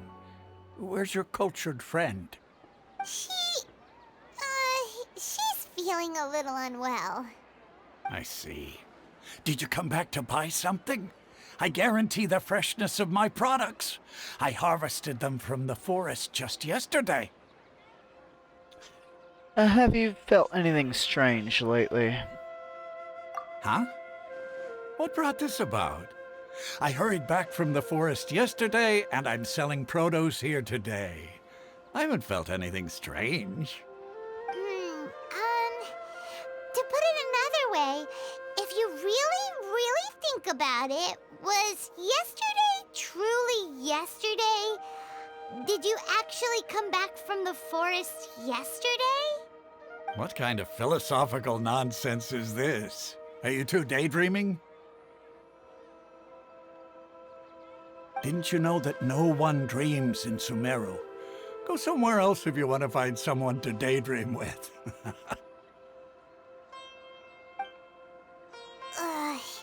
He actually has a point. Is this a dream? Is everyone dreaming? Remember what he just said just now. No one dreams in Sumeru. True. It's so weird that people here don't dream. Why is that? Anyway, if this all really were just a dream, we would have woken up a long time ago. Let's keep asking around.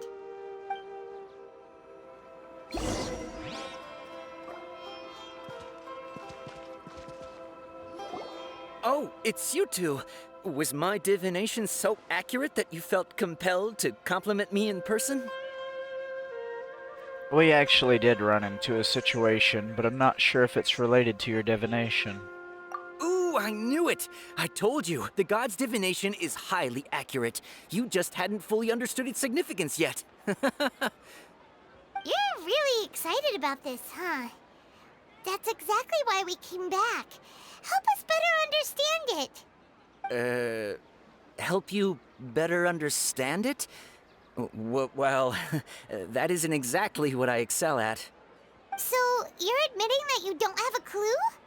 Anyway, what kind of situation did you get into?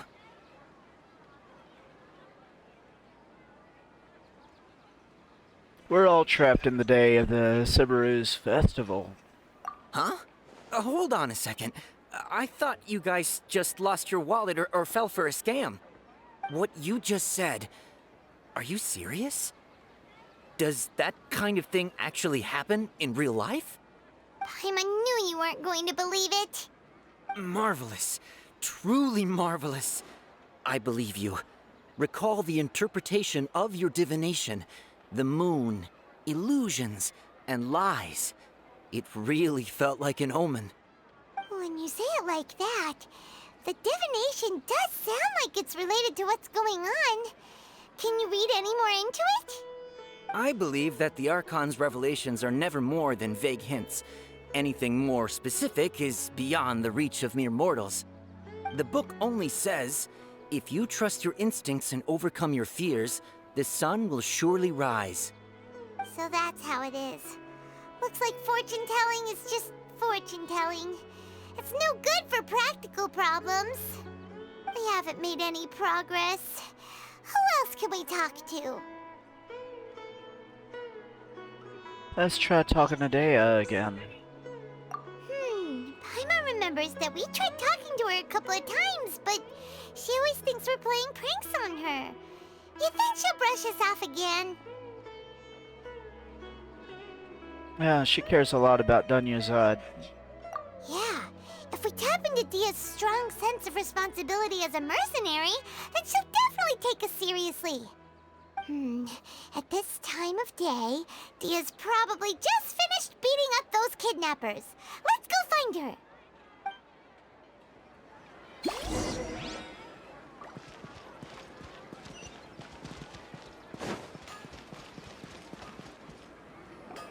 I'm fine, my lady. It's just a scratch. Perfect timing. Both of you are here. Paimon, Traveler, you came at just the right time. Listen, there was a dangerous Again, the kidnappers had just ambushed you. Huh? You saw? Then why didn't you jump in earlier? If someone was protecting Miss Dunyarzad, I could have went all out. Anyway, can you do something for me? You want the Traveler to take Dunyarzad somewhere to rest up while you check to see if there's still any kidnappers around. Did Paimon get that right? How did you know what I was going to say? We need to say something convincing.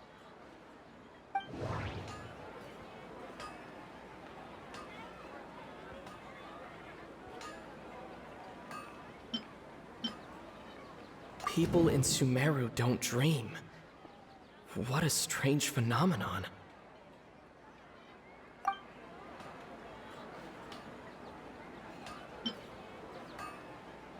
Dia sold her greatsword to raise additional funds, and then she was injured because she wasn't used to her new weapon.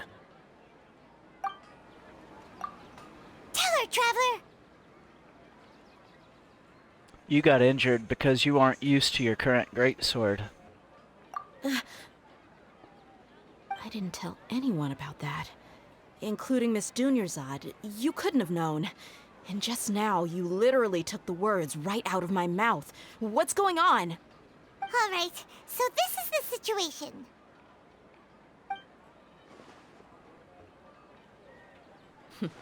It's kinda hard to believe what you just told me. First, let me make something clear. Most of us desert dwellers might not be the scholarly type, but we do have basic common sense. Haven't you noticed something off about Dunyarzad? She's quieter than usual. Uninterested in anything and really gloomy. Yeah, she isn't the same as before, but her parents said that this is how she was like at first. Huh? At first? I don't quite understand what you're all talking about. I'll go rest on the bench over there. My lady, are you angry?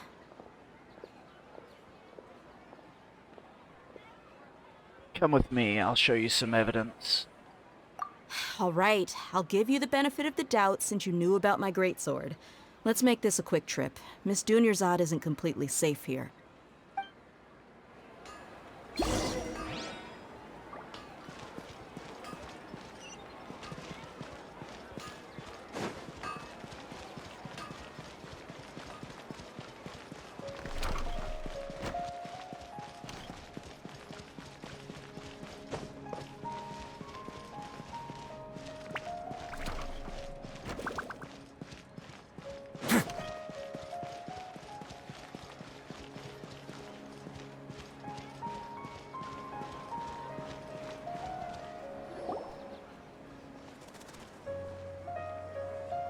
Nahida! We brought a friend! Are you busy? I thought I told you that it won't help to bring anyone here. We just wanted her to see the real Dunyarzad's condition. The real Dunyarzad? Where and who are you talking to? Huh? I told you that you two are special. Other people can't see me or Miss Dunyarzad here.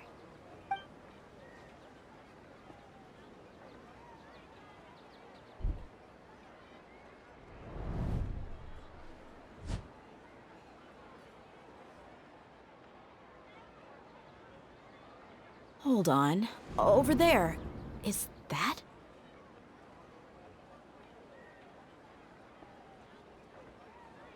You can see her? Wow, how perceptive. Does she have invisible antennae? Miss Dunyarzad, she's lying down here, isn't she? How's she doing? Her condition's really bad, and she's basically in a coma. How did you know she was here? I can sense her aura. There are also lingering feelings of something like regret or disappointment. What happened? Do you believe us now? The Sub-Zero's festival has been repeating itself. So, you think the sages are behind this? Yeah, They've always been against us. Wouldn't surprise me if they're using the Akasha to intentionally repeat the Sub-Zeru's festival as a sick joke. You have a point. Aside from the Dendro Archon, the Academia's sages are the only ones in Sumeru who could pull off something like this. Maybe there's more to the Akasha than we know. Nahida, can you tell us anything about the Akasha? Right! Didn't you awaken our memories using something that looked like a knowledge capsule? That means you must know something about the Akasha! The Akasha relies on the power of a gnosis to operate, as it is the manifestation of the God of Wisdom's power. It compiles the wisdom of the entire populace, and it grants knowledge to the people. A gnosis could do that? No wonder the Akasha is so magical. It's being powered by the gnosis of Sumeru's Archon. So, this Nahida you mentioned, what did she say? She said, and Paimon quotes, "The Akasha relies on the power of a gnosis to operate, as it is the manifestation of the God of Wisdom's power. It compiles the wisdom of the entire populace and it grants knowledge to the people." Compiles the wisdom of the entire populace and grants knowledge to the people. Wait. What's up? I get the grants knowledge part. That's what people have always used the Akasha for. But compiling the entire populace's wisdom? How does that work?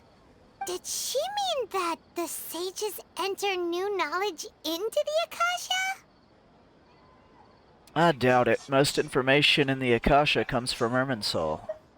Oh, yeah. That sounds about right. What do you think?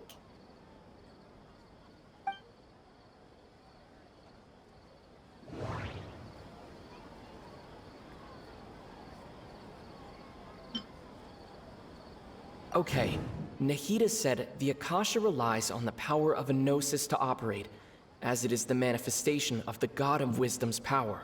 It compiles the wisdom of the entire populace, and it grants knowledge to the people. People in Sumeru don't dream. What a strange phenomenon. That doesn't sound right. I need to carefully think things through. That doesn't sound right. I need to My mind feels exhausted, even though I haven't done too much thinking. What is going on? What's happening right now seems to have happened before. This feeling has been getting stronger and stronger. That doesn't sound right. I need to carefully think things through. My mind feels exhausted. You mean the Akasha is causing our mental fatigue? Huh. Now that I think about it, my head's been feeling unusually heavy. When the desert dwellers set off on their quest for knowledge, a sage once said, "Knowledge always comes at a price." Compiling the entire country's knowledge. You think the Akasha pulled a 180 and is extracting information from us? But how would it do that? Who knows? The Akasha can put knowledge into our heads, so who's to say that it can't also poke around in there? We don't know any specifics. What's the point of doing something like that? Just think about it. If you could combine the knowledge of every single person in Sumeru, then you can basically turn Sumeru City into a single massive brain. This hive mind could make breakthroughs in problems that even the smartest geniuses can't crack. An excellent deduction. And the analogy comparing Sumeru City to a massive brain? I love it. In that case, we should take off our Akasha terminals right away. Maybe that'll solve this problem. Somehow I don't think it'll be that simple. Yeah, I was only wearing this for show in the first place. Didn't expect the sages to cook up such a conspiracy. Mark my words, when this is over, I'm getting evidence and exposing this whole thing to the public. How does everyone feel? Actually, I also noticed something else. Huh? What is it? I felt like at the end of every day, there is always the sound of a beep. Oh, that! Paimon knows what you're talking about. It's a single soft beep that sounds like it's coming from the Akasha terminal. The sound of a beep. Could it be a prompt tone for when the Akasha is operating? I heard the same sound in Port Ormos. That's probably an important clue. We weren't using our terminals, but we heard a beep anyway. There it is. Traveler, did you hear that? I heard it too. Our ears aren't messing with us. There was definitely a beep, but it sounded like it was coming from inside my head. We took off our Akasha terminals.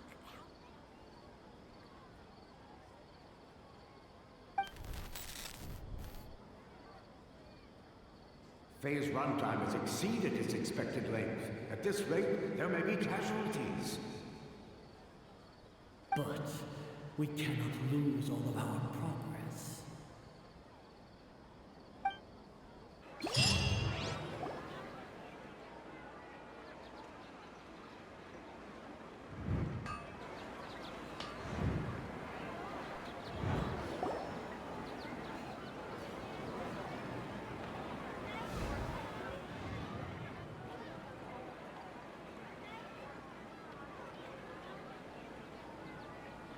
Paimon remembers everything! Good. You adapted quickly this time. At the end of last night, We definitely took off our Akasha terminals last night, but we still heard that beep. Why is that? we've been implanted with another form of the terminals. But now we can at least confirm one thing. The Akasha definitely has something to do with whatever's trapping us in this cycle. Oh, Paimon doesn't get it. Why would the Akasha go this far if all it wants is everybody's wisdom? It's extremely difficult for lab rats in an experiment to understand why they're being treated the way they are. If we're lab rats, then what are you? Nahida, you've never told us anything about yourself. I guess I'm the moon. The moon? Wasn't that the result of our divination? Anyway, knowing who I am won't help you get closer to the truth, so you should focus on other things. Don't get distracted and miss any clues. Okay then. Dia helped us a lot yesterday, so let's go find her. If Paimon's reading the time correctly, those kidnappers should be showing up soon.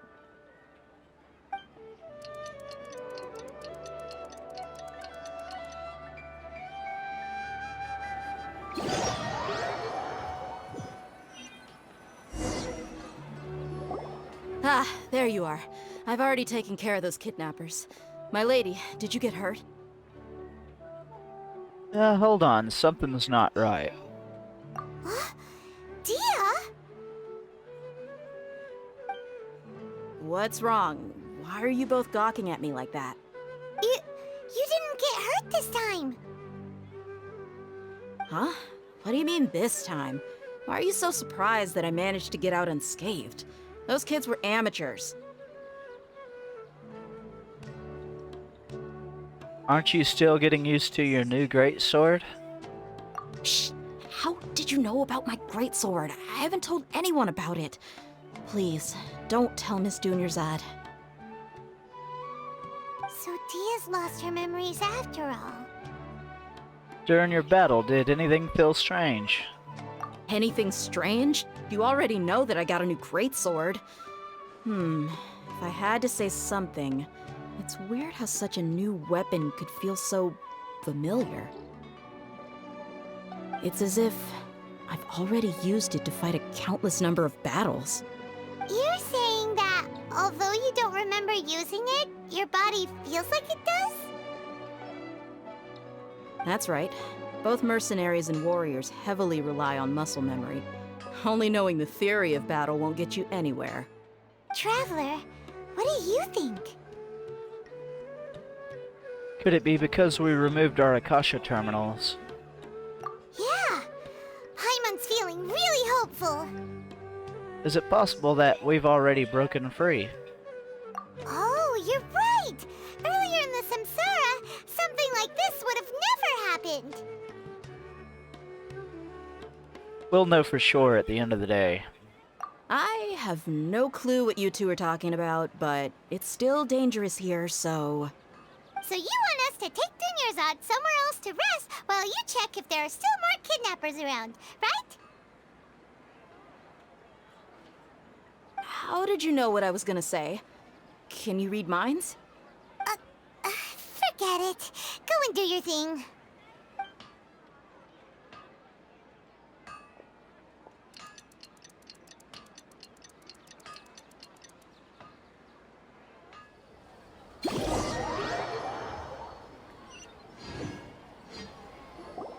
Whew. It's finally nighttime. Aside from Dia not getting injured, everything seems to have stayed the same. Listen, Nahida, we found out that Dia got out just fine today, even though she got injured every other time she fought the kidnappers. Do you think the Samsara has been broken? Have we saved Dunyarzad? Really? Good job on all that progress. Get some good sleep tonight. Hey, what kind of an answer is that? Tomorrow will come. Everyone assumes this is common knowledge, but the only way you can know that for sure is if you experience tomorrow. How many todays has it been? Is it possible that today will be followed by yesterday? Does tomorrow truly exist as anything beyond a made-up concept? It's even possible that this entire world is a lie, and the history of the whole world has just been one endless Sub-Zero's festival. Okay, no more. Paimon's brain is already shut down. That's why it makes no sense to waste your energy thinking about things you will learn tomorrow. Get some good rest. You know, use the bathroom and flush your anxiety dookie away. Huh? Hold on, what did you just say? Did Paimon hear you correctly? Huh? People always say they feel a sense of relief after they take a duk-duk. That's why I suggested you could try that. Is that so strange? It's so strange and so against common sense that Paimon's at a loss for words. You were sounding kind of smart just a minute ago.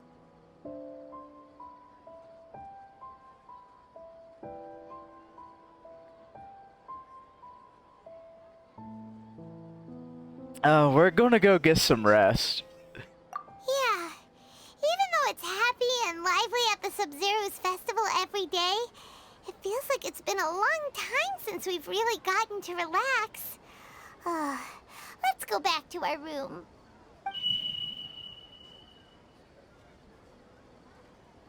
Continue the harvest. Compared to what we stand to achieve, these sacrifices are trivial.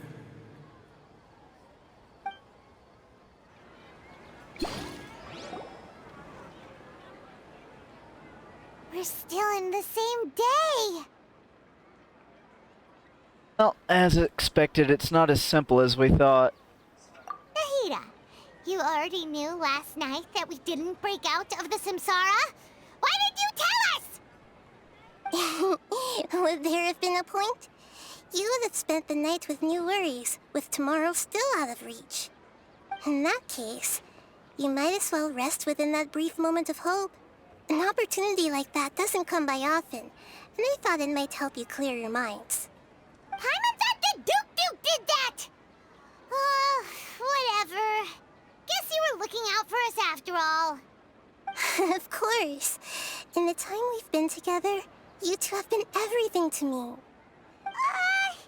Paimon's flattered and everything, but maybe you're taking things a little fast. What I mean is, even though I had asked you to solve this puzzle, you two are still the only ones who can see me and sense my presence. In other words, if you weren't here, I may as well not exist. That's why you two have been everything to me. Get it? Nahira's talking about confusing stuff again. Anyway, that's enough chit-chat. So, Traveler, did the new clues yesterday help you gain a new understanding of the situation? Yeah, the time loop theory is indeed incorrect. Huh? Why are you scrapping your previous theory? Dea's fighting skills have been improving, while Dunyanzard's illness is also getting worse. Oh, yeah! You're right! Gosh, how did we not notice that? In a simple time loop, people's physical condition should also reset. So, what's your new hypothesis?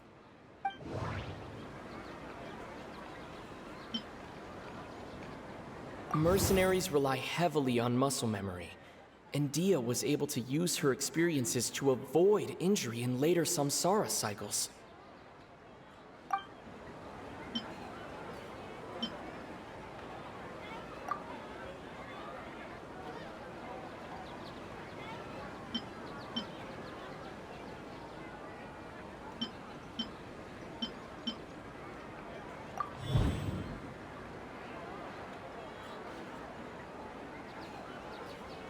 If all our memories of a day are erased at the end of that day, then we would unwittingly relive the same day again and again.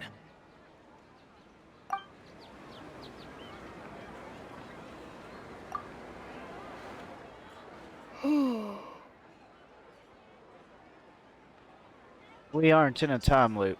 Instead, our memories are being erased at the end of each day. Oh! Then the beep we hear every night could just be indicating the deletion of our memories. That's why when we wake up, everyone thinks the Sub-Zero's festival hasn't happened yet. It's already the next day, but everyone still thinks it's the day before. But muscle memory can't be erased. That's why Dia has been getting better at using her greatsword. Now everything makes sense. A brilliant deduction. Nahida, tell us if we're right or wrong. To put it simply, it's as if you've mistaken a pyro crystal fly for a firefly in the night. You lost sight of its true nature because you focused too much on your perception that it glows. That isn't simple at all! Still the wrong conclusion, huh? Why don't you go talk to Miss Dia again? You might learn something new. Right! She did help us find our latest clue after all. Let's go!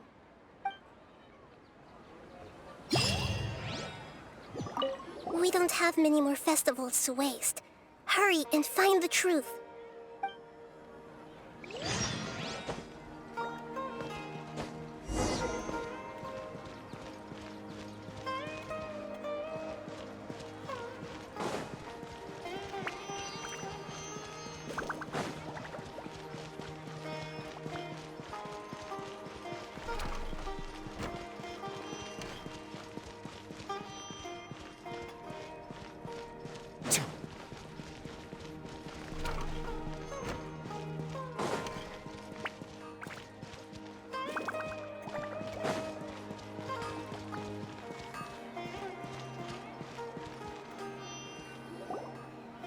There you are.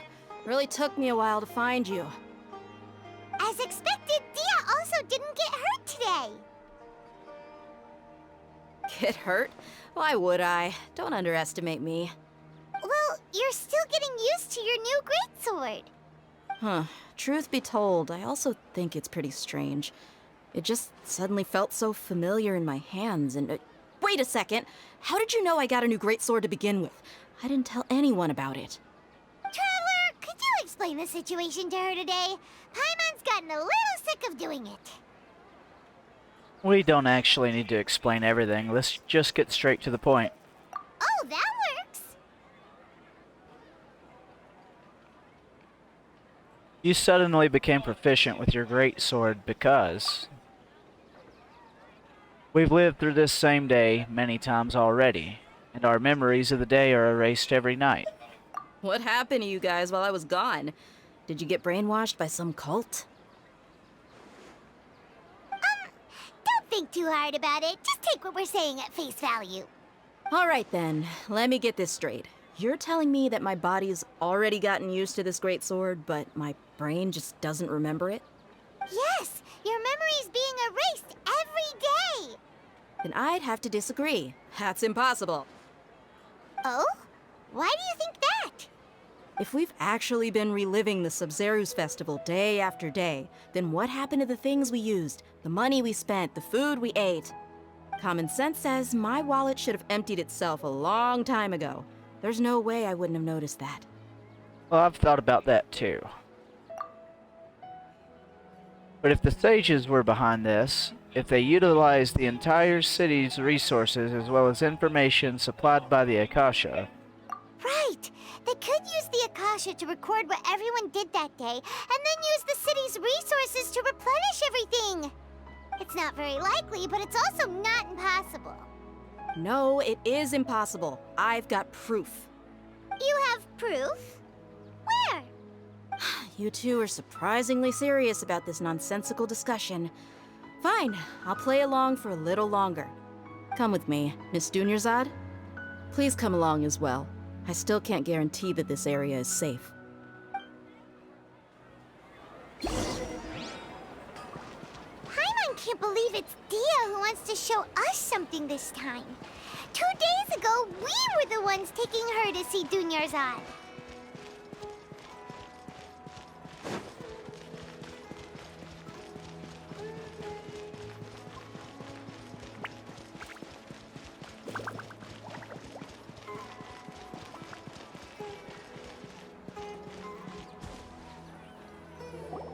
This is it. Huh? This is a wooden training dummy. What about it? See those marks on the dummy? Those are the result of several days' worth of practice. Let's say the sages didn't replace it every day. Shouldn't it be hacked to pieces by now?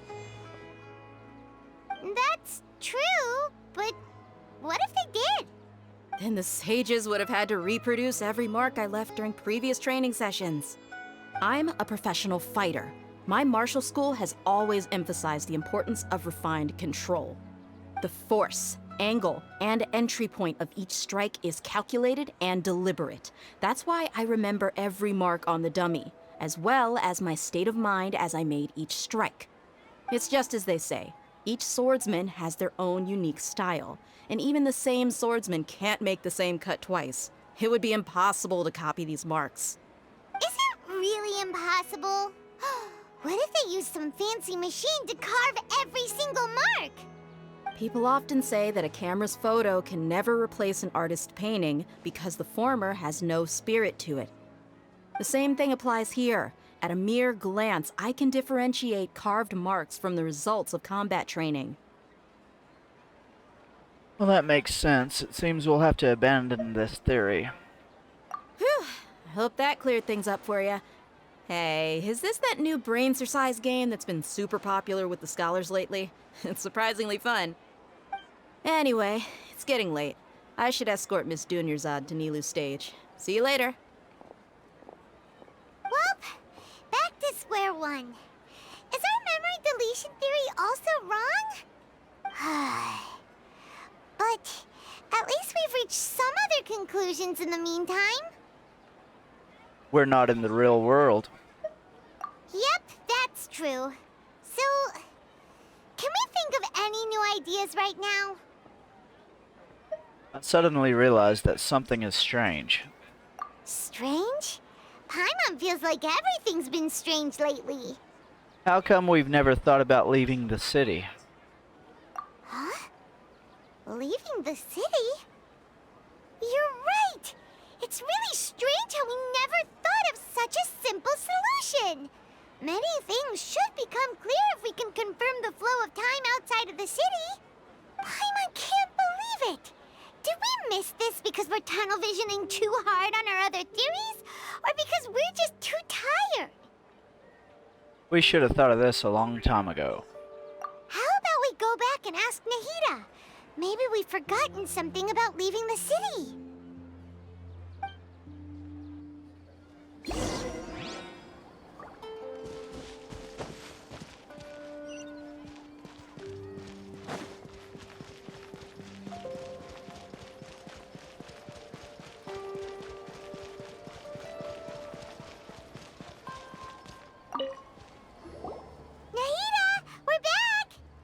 you're back early today. Did you find something new? Sort of. We're mostly sure now that we're not in a time loop. And we also aren't in the real world. But at the same time, we have a new question. Have we ever tried leaving the city? Leaving the city. As far as I remember, you've mentioned your plans to do that twice before. We did? But we don't remember anything. What happened after we talked about those plans? What did we say when we got back? Let me think. I don't think you ever actually told me what the outcome was. Oh, it's probably more accurate to say that both times you never came back the whole night. But you two sometimes stay out the entire night anyway, so at the time, I didn't think too much about it. It is true that sometimes we lose track of time during our investigations. Before we know it, it'll already be the next day. But still, neither of us remember anything about leaving town. Really? That's kinda strange. In theory, I should have already awakened all your memories. Maybe this is the key. Yep, something here's definitely fishy. Let's get to the bottom of this tomorrow.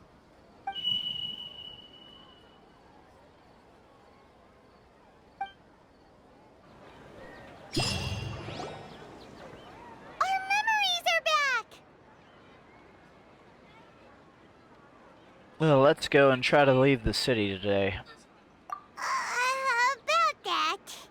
Well, where should Paimon begin? Paimon, what do you mean?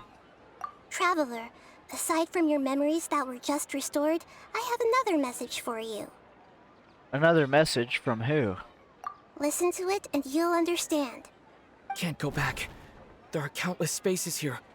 Our Sub-Zeru's festival in Sumeru City is just one of them. This is my own voice?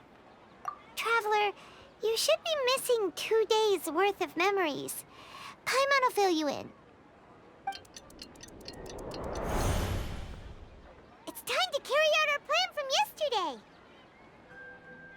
Let's go and try to leave the city today. Okay, let's go!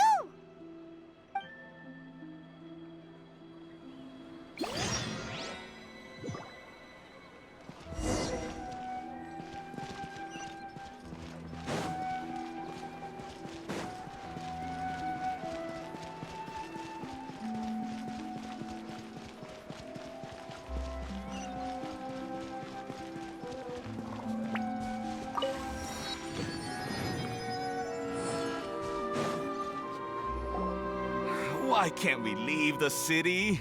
What is the Academia up to now? Don't ask me. It's not like I can tell you anything. This is a direct order from the Grand Sage. Just wait until tomorrow. I have a real emergency. My goods have already arrived at Port Ormos. If I don't hurry, they'll be stolen. That's your problem. Make sure you make a request in advance next time. But it's not like you can just predict business matters in advance. It looks like the Academia already announced a lockdown for Sumeru City today. How completely unsurprising. Let's go and question them. Hello, sir. Why can't we leave the city today? Here we go again. Don't ask me. I don't know either. We just received an order that no one is allowed to enter or exit Sumeru today. They didn't tell us anything else. Of course, the Academia wouldn't share their plans with a pawn. Angering me won't get you anywhere. If I had that kind of insider info, I would have left this stupid post long ago. It looks like he really doesn't know.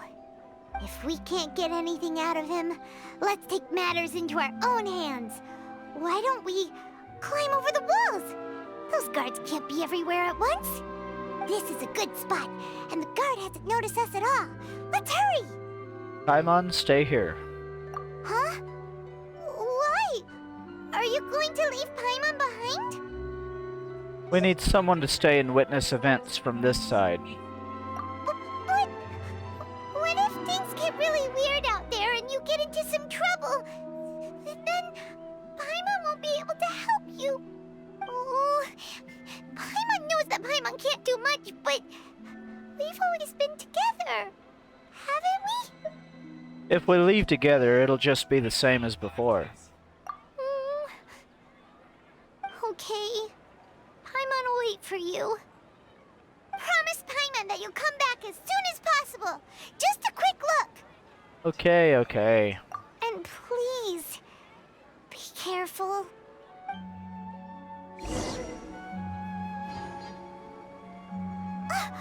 Memories!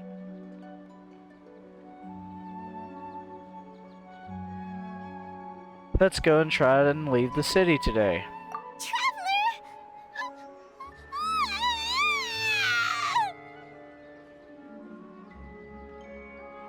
Oh, what's wrong, Paimon? Paimon would never see you again. You just disappeared. Paimon waited for you for hours and hours at the city wall and you never came back. You promised Paimon that you were only taking a quick look. What did I promise? Paimon, calm down. He's here now. I don't think he understood what you were saying. Paimon doesn't care! Paimon wanted to go look for you, but you also said that Paimon should stay! Paimon was so worried and so scared the entire day! Although I don't remember doing any of this. Still, sorry, Paimon. I won't leave you behind. Okay. Paimon will forgive you. The most important thing is that you didn't actually disappear. Oh, Paimon was so scared that you had gone into another world. Okay, Paimon, can you tell us your perspective of what really happened yesterday? I see. Using two people's different perspectives. After that, you left the city.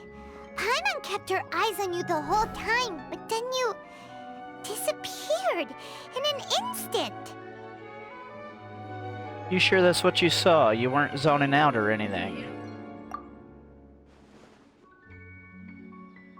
No way! Paimon was watching you with the fullest attention. What's your perspective, Traveler? You sure you don't have any memory of this? Yes, I don't even know that yesterday existed. I guess that explains everything. You also lost your memories the last 2 times you tried to leave the city. Those days' memories can't be awoken. So, if we leave the city, our memories will be completely erased? So they didn't just restrict access to Sumeru City, they're also erasing the memories of those who leave. It really sounds like something big outside of the city is being hidden on purpose. But this way, we'll also never discover what's outside! If our memories will be erased, can we leave behind something other than memories? Something like a message? But how can we send it back? Don't look at me like that. I'm not used to being stared at. Well... Okay. You want something that can pass on messages, right? Give me some time and take care of Dunyarzad for me. Yep! Now we're talking!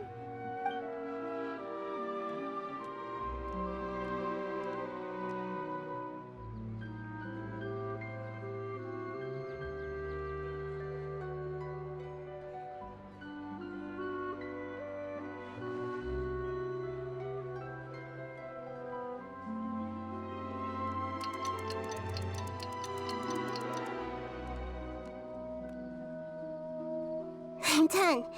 Here you go. What? Isn't this just an Akasha terminal? I made some little changes. Akasha terminals are already capable of sending messages. I just tweaked it so that it can connect to any node. To make something like this? Nahida, you really know the Akasha like the back of your hand. Anyway, we can use this now to record a message, right? Yep. I'll help you save the messages. It should be pretty easy to use.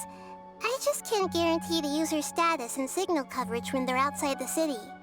We'll never know until we try. At least we're taking the initiative now.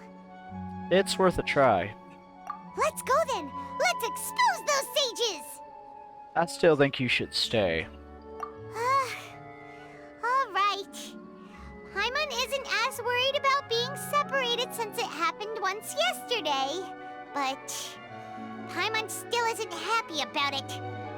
See you tomorrow, Paimon. Okay. See you tomorrow, Traveler. That covers everything that's happened so far. So that message was what I left for myself when I left the city. Yes. Although the signal was choppy and had some interference, we still managed to receive 2 messages from you when you were outside. Okay, now that you understand what's going on, let's hear the messages together.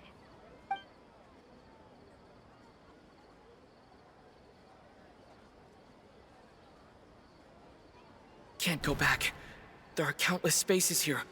Our Sub-Zeru's festival in Sumeru City is just one of them. I've entered another space. Before me are flowing sandstone and howling fish. Impossible and surreal sights. All these spaces are empty except for the occasional ones that contain mute puppets rather than people. I can't sense any human presence.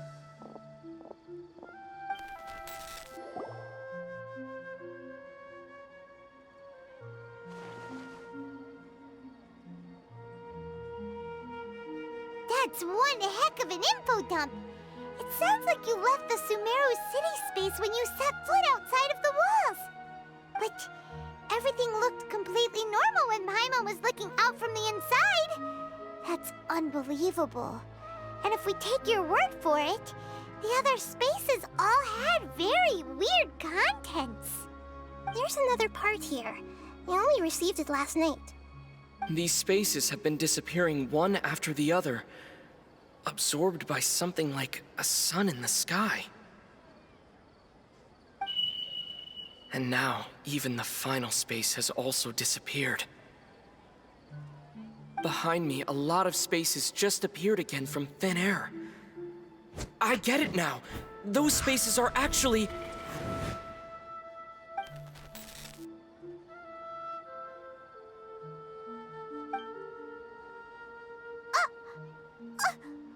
Why did the message end right there?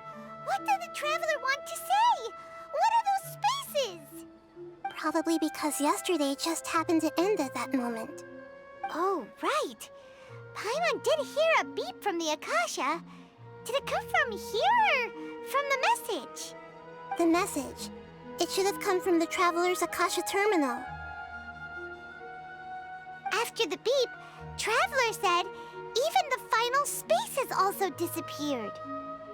Traveler, what do you think that final space could have been?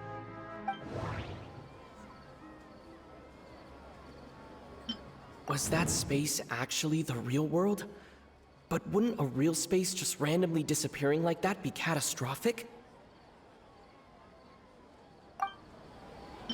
My impression is that each day in this samsara only ends at the sound of that beep from the Akasha.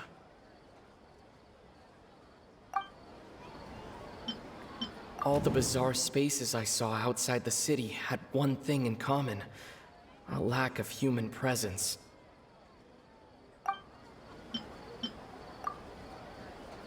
Oh, so that's what it is! After the sound of the beep, the final space, the Sub-Zeru's festival, also disappears, and we're taken to the next day. Later on, Traveler also mentioned a bunch of new spaces materializing behind them. Do lots of new spaces appear every day? Paimon's head is spinning. Just what are these spaces anyhow? Well, consider this. For all the horrors of the Archon War, at its heart, it was just a game where a bunch of gods fought over 7 seats. So no matter how strange or spooky things may look on the surface, maybe all they point to in the end is a small and simple secret. Wow, the Archon War, huh? That's That's an analogy and a half. A secret, huh?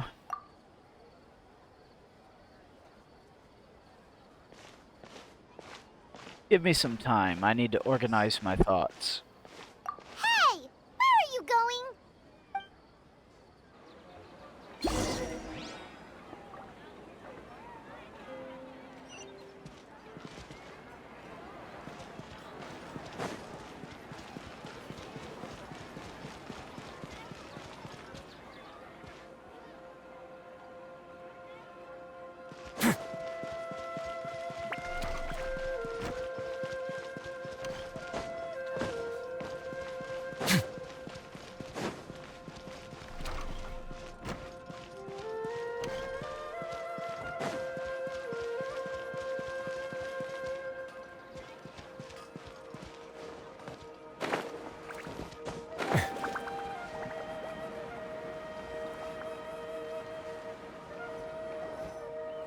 Do you want some alone time to think?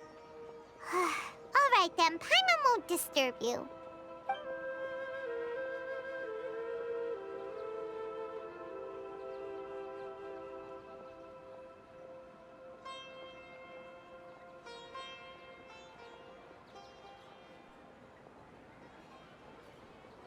The dance of Sub-Zeros is about to begin. I'm going to go watch it. The dance of Sub-Zeros. It's that time already. Okay. Why don't you go ahead, Dunyarzad? We still have some other stuff to do first. Okay then. See you later. Have you figured it out yet, Traveler? Time is ticking away. I think I know the answer now. Awesome! What is it? Paimon wants to know. Oh, wait, no. Let's meet up with Nahida first. You can tell us both together. This time, we're gonna get to the truth.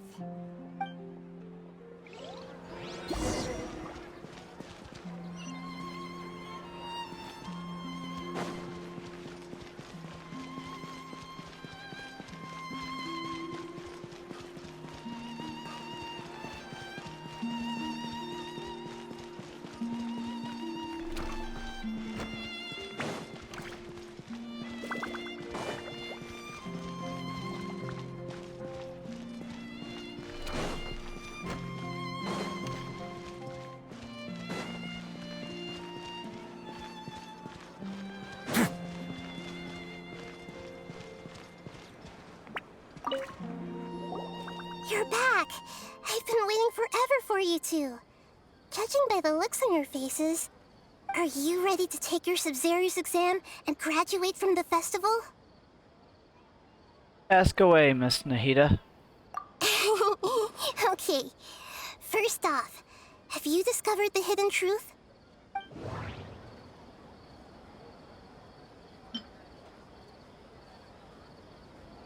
We've already experienced the Sub-Zero's festival many times, and the day of the festival seems to be in a perpetual samsara. All the bizarre spaces I saw outside the city had one thing in common: a lack of human presence.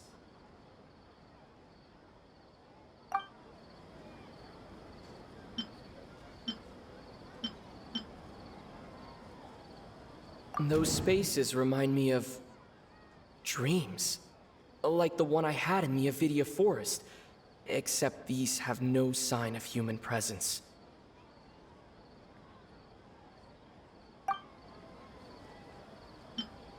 People in Sumeru don't dream. What a strange phenomenon.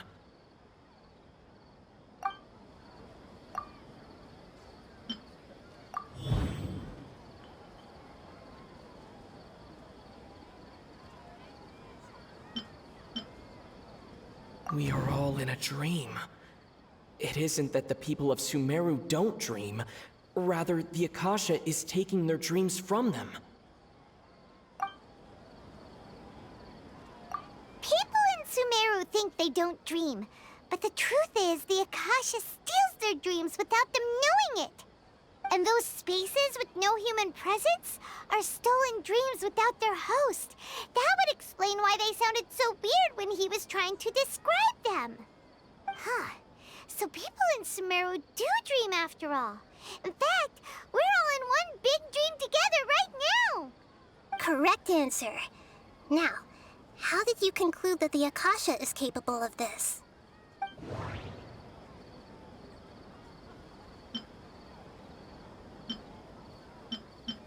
It compiles the wisdom of the entire populace.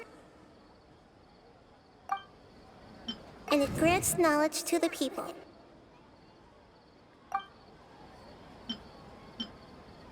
The Akasha relies on the power of a gnosis to operate. It is the manifestation of the God of Wisdom's power. That doesn't sound right. I need to carefully think things through. That doesn't sound right. That doesn't sound right.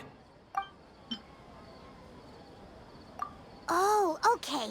Those dream-controlling creatures in the forest also get their power from the Dendro Archon, right? That would explain why the Akasha has the ability to control people's dreams, too. But is stealing everyone's dreams really how the Akasha compiles their wisdom? Isn't there anything more to it than that? Dreams are fantastical, complex, and full of imagination. People's brains are the most active when they're dreaming. In other words, dreams are rich bundles of human wisdom. So, in other words, the complete opposite of how Hypatia understood it. Paimon remembers her saying that the sages think dreams are foolish delusions, and the fact that no one dreams is a blessing from Greater Lord Rukkhadevata. So it was all a dirty trick? The real story is that the sages from the Academia are using the Akasha to steal people's dreams for their own use, huh? Yes, and they don't intend to stop there. Oh? By the sounds of it, you understand the current situation pretty well. So then, what about the Samsara?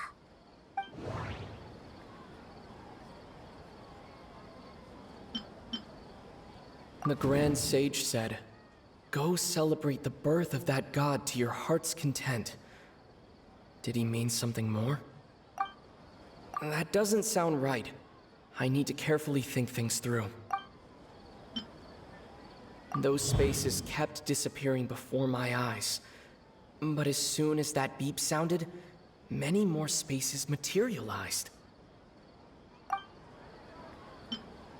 Those dreamscapes kept vanishing. But as soon as that beep sounded, more new spaces appeared.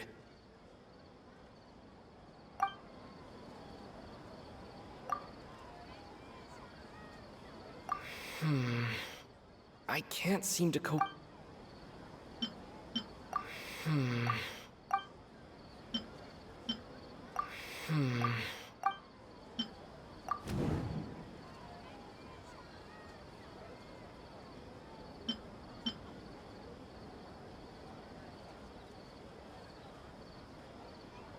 Correct. The Akasha is keeping each person's brain in a constant dream state, but also separating their consciousness from their own dream. Their disembodied consciousness is placed inside the collective dream of the Sumeru's festival along with everyone else's, while their now vacant dreams are harvested by the Akasha. No one is any the wiser as another day passes in the dream, and so begins another samsara cycle. People wake up to yet another dream about the Sumeru's festival. The dreams that belong to them are once again harvested by the Akasha, and so it continues. So, this is like a dream factory, and the Akasha is a dream harvesting machine. Did Paimon get that analogy right? Very good, Paimon. Using analogies well is an excellent habit to get into. Okay, so that beep we keep hearing is actually from our real-life Akasha terminals. Taking off our terminals in this dream doesn't do anything. All right, last question. Who am I?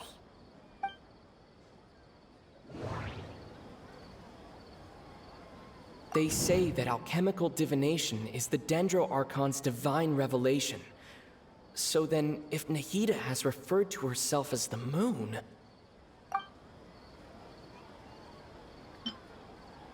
Now that I think about it, Wasn't illusions a hint that we're all dreaming?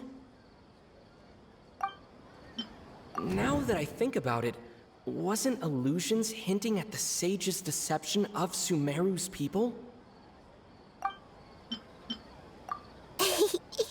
So you noticed. You are Lesser Lord Kusanali. I thought that one would be the hardest question. That's why I put it last. That wasn't hard at all. Even Paimon guessed that. Everything about you is different. We just didn't want to expose you is all. Now that you mention it, Nahida, you've been hinting to us since the very beginning. It's funny. Thinking back to when we were asking all over the place for info about Lesser Lord Kusanali. Paimon didn't expect to meet you like this. I have a lot of questions for you, but this doesn't seem like a good time. Yes, those can wait until we're back in real life. On the other hand, I'd be happy to answer any more questions you have about here and now. Why couldn't you simply tell us the truth? You asked me this question before. My answer was, it would literally blow your minds. Now that you know this is all a dream, this answer should hopefully make more sense. Have you heard the saying, don't wake a sleepwalker? Likewise, if someone suddenly had told you all this instead of you learning it on your own, your notion of reality and dream would be thrown into irreversible confusion. I couldn't expose you to that kind of risk. That's why I could only give you very subtle hints and some suggestions. Long story short, I'm really sorry I had to keep you guessing. How do the sages manage to keep people from noticing this? Firstly, this dream we're in is completely based on reality. People have already experienced this Sub-Zero's festival, so it would be very difficult for them to find anything that strikes them as surreal. Secondly, you're probably wondering why people don't have any memories from earlier samsara, right? That's because people don't remember their dreams most of the time anyway. And in any case, their actual dreams are being taken away from them by the Akasha. So whenever they wake up in this dream of the Sub-Zero's festival, they don't remember anything from their previous identical dream. That reminds Paimon.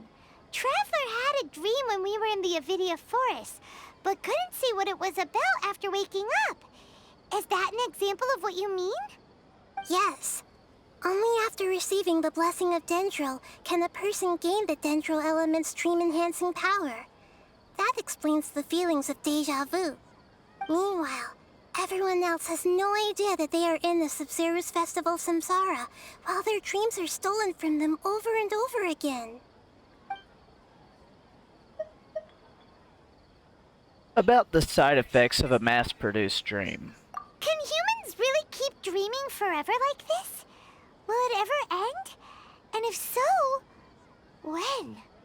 You might say your mental fatigue has already answered this question. Eventually, there's only so much that people can tolerate. Especially those whose health is compromised to begin with, like Dunyarzad. This relentless exploitation takes an even harder toll on them. People's lives are at stake here, and nobody knows a thing! We've got to put a stop to this!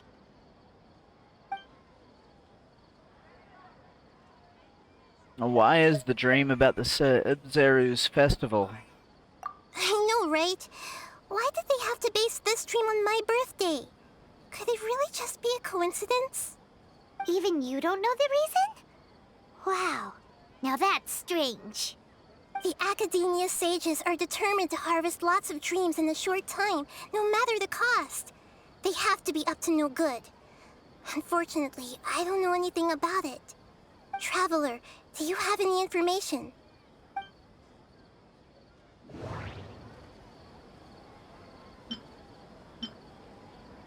The Grand Sage said, "Go celebrate the birth of that god to your heart's content."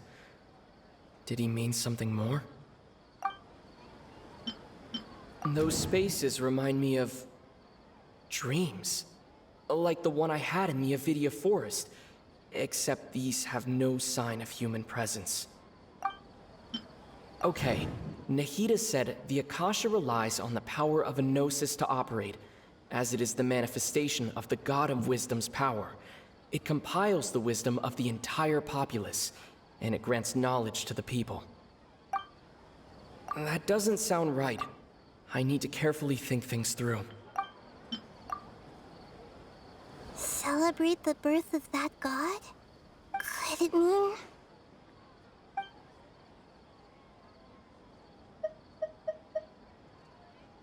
I don't have any more questions. deceiving the people of Sumeru with no regard for their safety? No matter what they're trying to do, this is unforgivable.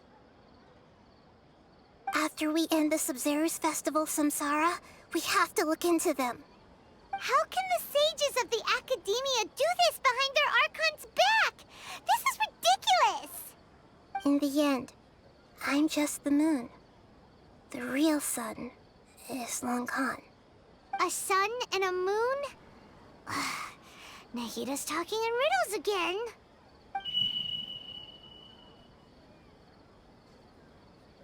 Oh, we're out of time today! I'll tell you how to break free of the Samsara tomorrow. See you then. Good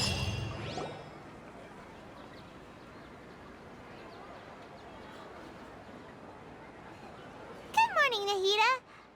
Wait. Now that Paimon remembers everything, should we instead say good morning, Lesser Lord Kusanali? Hey! What's wrong, Nahida? You don't look too good. Where is Dunyarzad? He couldn't have. I'm afraid that what you're thinking right now is correct. Did Dunyarzad already disappear? No way! Are we too late? The real Dunyarzad's consciousness has indeed disappeared. It can no longer endure the constant dream harvesting. We were so close. Paimon can't believe it. Wait, so what about that other Dunyarzad? Just what is she? Is she also going to disappear? She's actually something like a puppet, but not completely. The real Dunyarzad's consciousness could no longer keep playing her role in this dream. So another Dunyarzad appeared to replace her in the dream. Just like the grass and the trees, that Dunyarzad is just a building block of the dream that helps to keep it going. But personality-wise, she's nothing like the real Dunyarzad. Puppets are stiff, and can't copy a living person's vitality. After all, they're just there as filler. You know, speaking of which, the old Dunyarzad might not have been too different from a puppet. Dunyarzad truly believed that she met you within her consciousness, and it was you who inspired her. So you do remember her after all. Yes. Back then, her family was overly protective of her. No one cared about her personality or thoughts. It was as if she only lived to stall her Elazar. I just gave her a little wisdom so she could look at life in a new way. So that she could be her own person. But even so, she still... It still meant a lot to her. You are a kind Archon. Far from it. I'm still a long way off from being a real Archon. I couldn't even save her. If I were a competent Archon, I wouldn't have let my most faithful follower die at the Sub-Zero's festival with so many regrets. Please don't beat yourself up over it, Nahida. It's the sage's fault, and theirs alone. I'm not beating myself up. All I did was to rationally observe the distance between myself and a real Archon. Don't be like that, Nahida. Even real Archons are still allowed to be sad.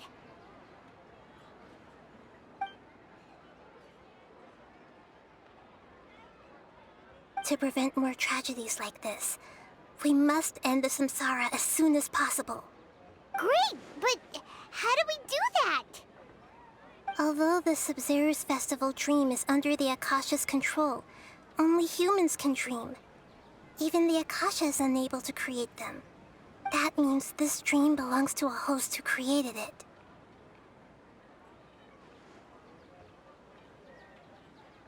Huh? So, how should we find that person?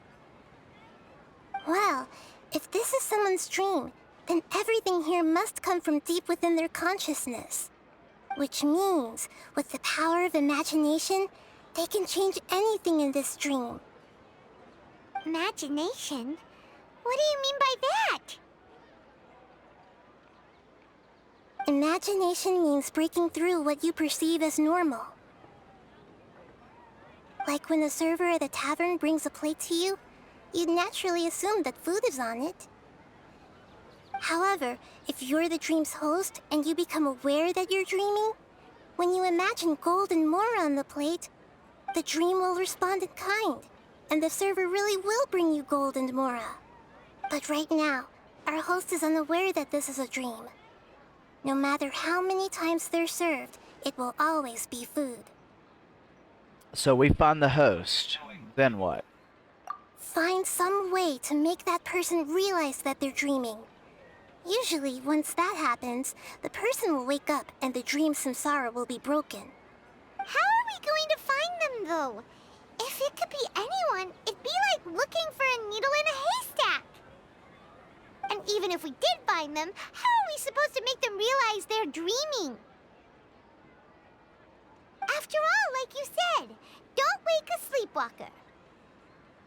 It's extremely difficult, yes. But the only ones who can do it are you two.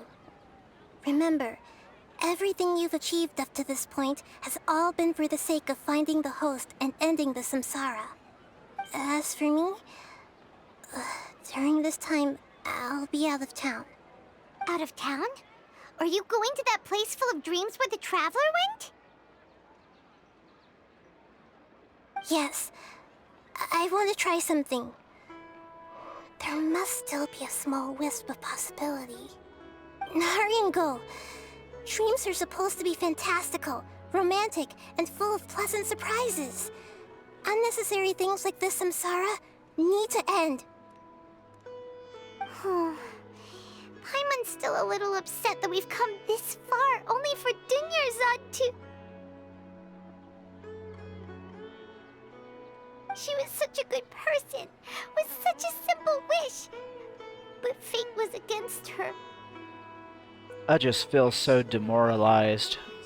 Yeah. Saving Dunyarzad is what kept us going this whole time. But we mustn't lose hope, Traveler. Dunyarzad would definitely want to see us save everyone else. So let's break the samsara for her sake. Paimon's wondering, do you think the sages would get one of their own to be the host of this stream? Feels like it would be easier to control it that way, no?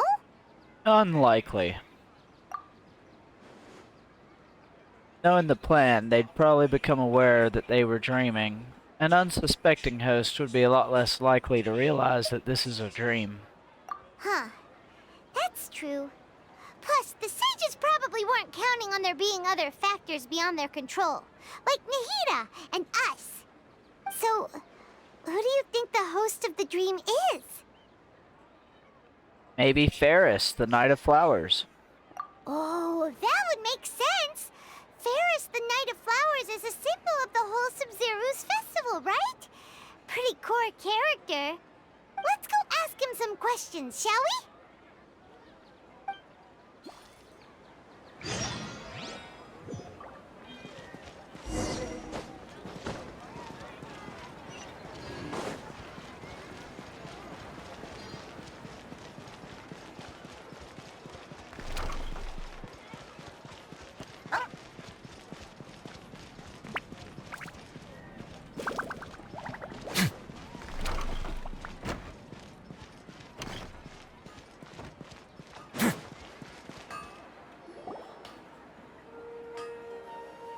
You're back.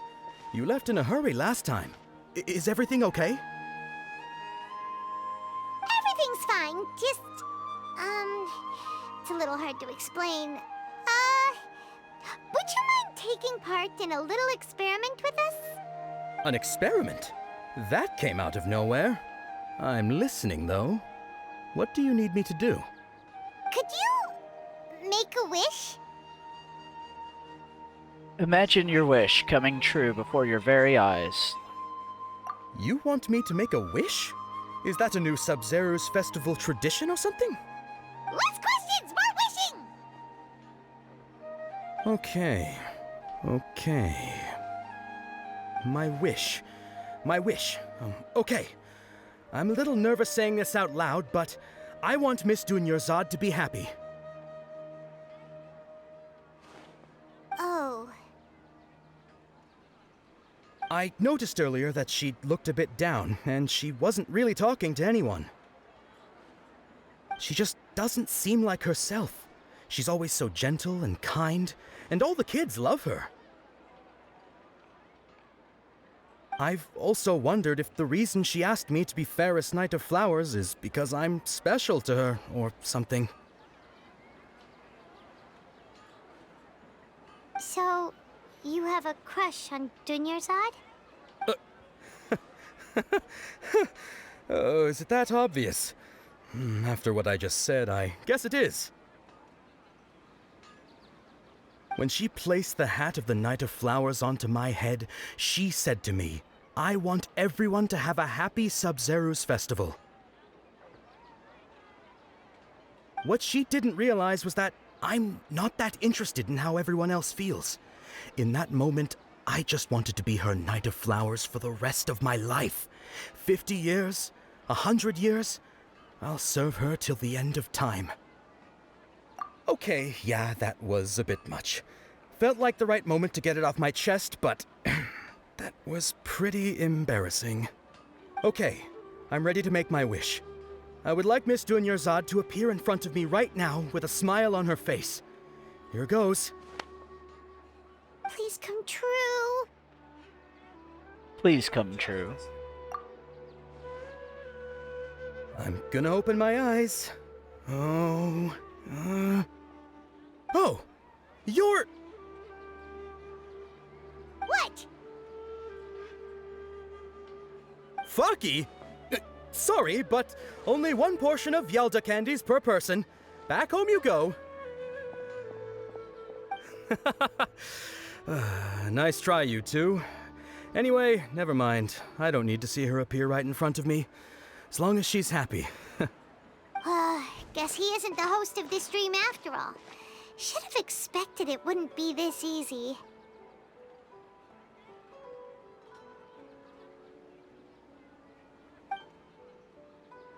It seems like everyone who knows Dunyarzad loves her, but none of them has any idea that she...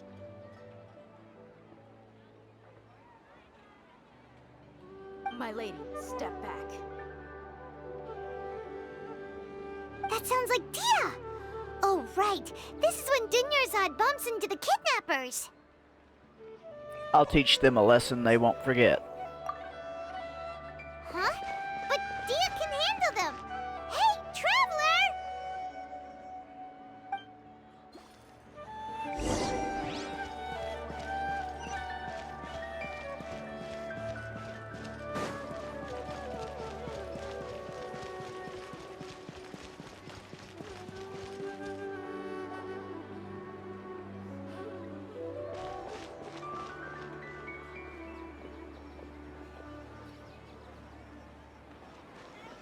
Oh, it's you. Great timing. Please take... Take Dunyarzad and leave. Leave these guys to me. Hey, this is my job. The homie Yannis pay me, not you. You're wasting your breath. Leave. You... fine, alright. Knock yourself out. Why are you so worked up anyway? It's not like I don't trust your fighting skills. Anyway, watch yourself.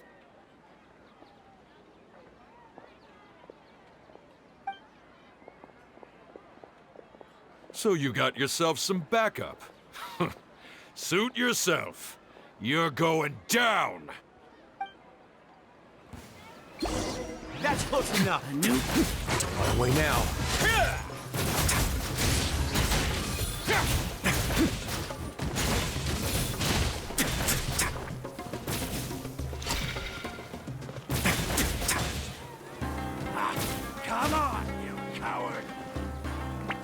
Stay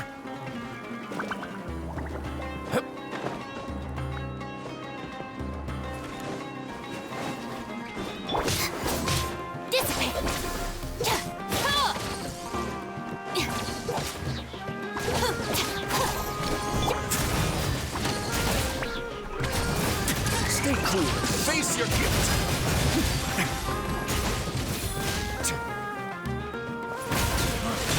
You want this one? I'll be back.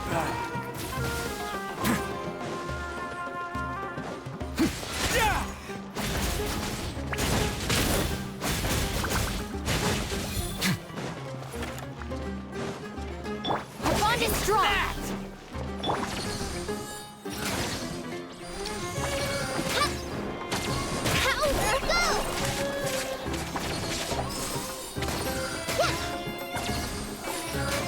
Where do you think you're going?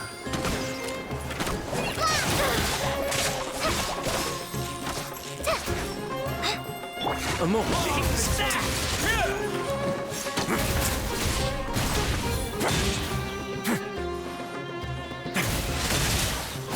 I'll take my leave.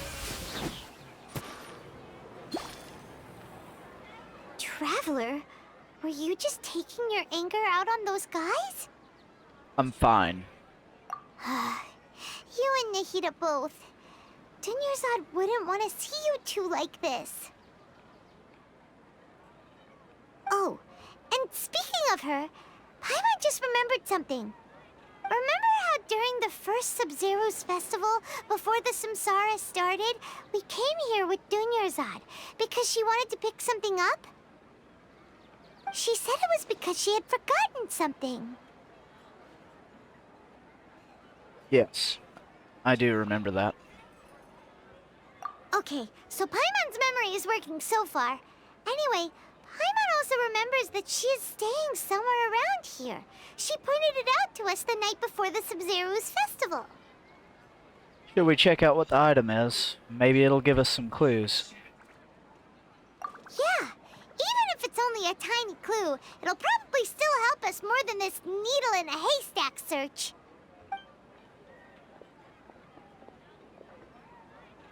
This is the place! It's rude to enter other people's spaces without permission, but desperate times call for desperate measures! Hey, the windows are unlocked! Okay, Paimon's gonna take a peek inside.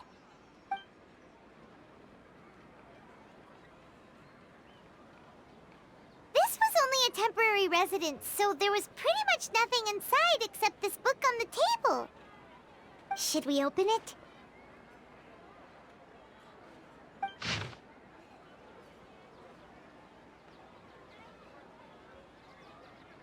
After almost 16 days, I was finally able to get these notes written before the Sub-Zero's festival. Once the festival ends, you and Paimon will probably continue your journey immediately, so I was hoping that I'd be able to give this to you before that. This is a compilation of folk legends concerning Lesser Lord Kusanali, created from a series of interviews that I conducted in succession and wrote down. I interviewed so many people, but I'm afraid that there are very few who know much about her. Still, I hope that this will be of use to you in your search for her. Gandharvaville's water supply was once contaminated, forcing everyone to go very far out to get water. But one day people suddenly found that the water was drinkable again, and some said that a green light was seen near the water source the previous night. Everyone believes that this was the divine power of Lesser Lord Kusanali at work. This sounds quite possible. The decontamination of water sources via natural means probably takes ages. Did Lesser Lord Kusanali appear in Gandharvaville then? After Mama passed away, I was super afraid of the dark and couldn't sleep. But from one day on, I would hear a voice that would chat with me until I fell asleep. A nice lady told me that Lesser Lord Kusanali must have been watching over me. Poor child. I hope that the Sub-Zero's festival makes him a little happier. This is quite similar to something I experienced back then as well. She is indeed a gentle god. There was this one time when I had a wee bit too much to drink and couldn't find my way home to save my life. Then when I turned a corner, I could have sworn I saw Lesser Lord Kusanali. She was very tall and had the most muscular arms, and she caught me when I slipped and fell. The next morning, I found myself sleeping under a tree. I reckon that must have been her looking out for me. I'm not sure this one has that much value as a reference. That was probably just a tree, right? These folk records, appended with Dunyazard's references and opinions, leave every page densely packed. Wow. Dunyarzad wrote all of this. Sounds like she was always thinking of us even while we were away. Even though she was also busy preparing for the Sumeru's festival and had all her health problems to worry about. She must have wanted to give this to us as a gift on the day of the Sumeru's festival, right? If we hadn't found this book, we never would have known. But now that we know, we can't even thank her. Dunyazad. Hey! Where are you off to now?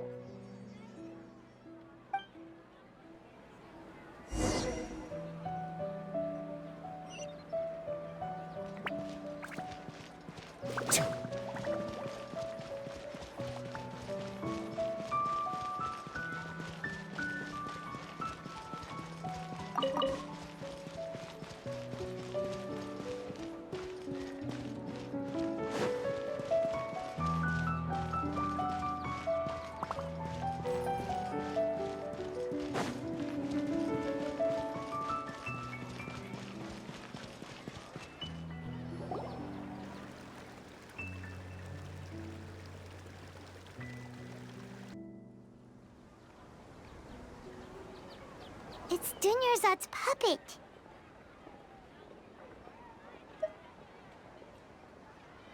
I guess I'll feel better if I say this out loud.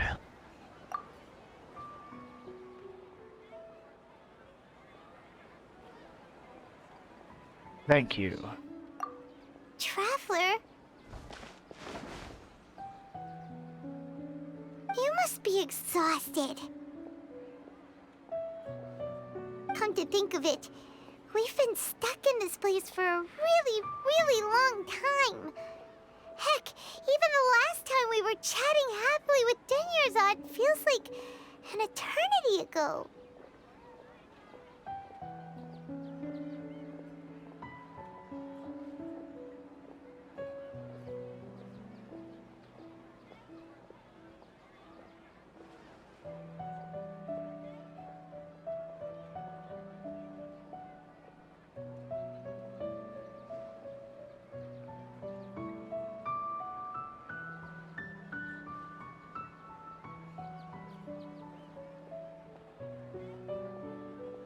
Paimon still remembers when we were sitting here, and the way her eyes sparkled when she talked about Nilu's Dance of Sub-Zerus.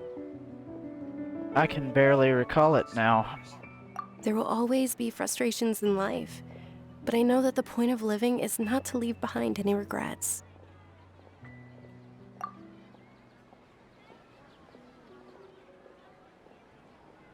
That was what the real Dunyarzad said, wasn't it? Does that mean... Dunyazad? Yes, Traveler. What is it?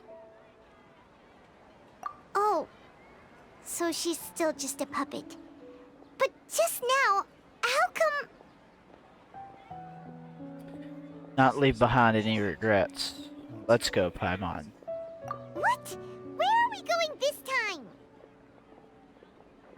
To watch the Dance of Sub-Zerus.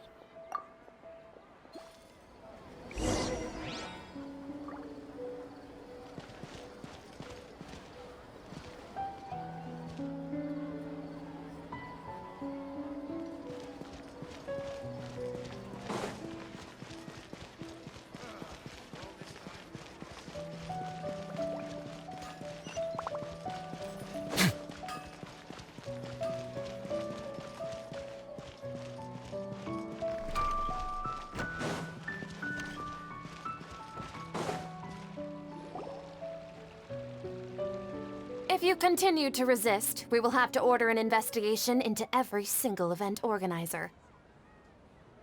The Grand Sage has already granted you much leniency. I advise that you exercise tact. How did things turn out like this?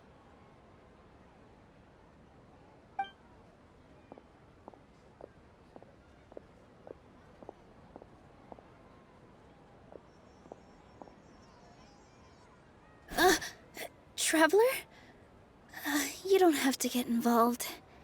He's a sage from the Academia. I don't want to drag you into this. Traveler? Traveler? What the heck are you doing? If you get arrested by the Academia, that's another day gone to waste!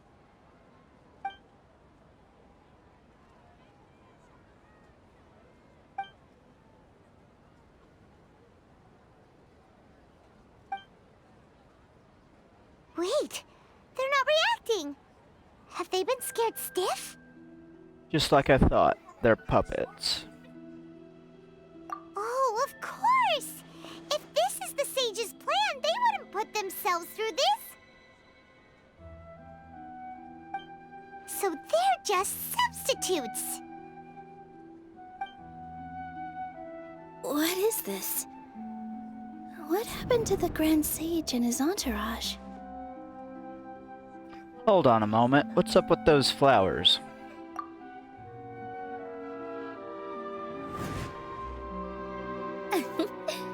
Like I said, they symbolize the goddess of flowers.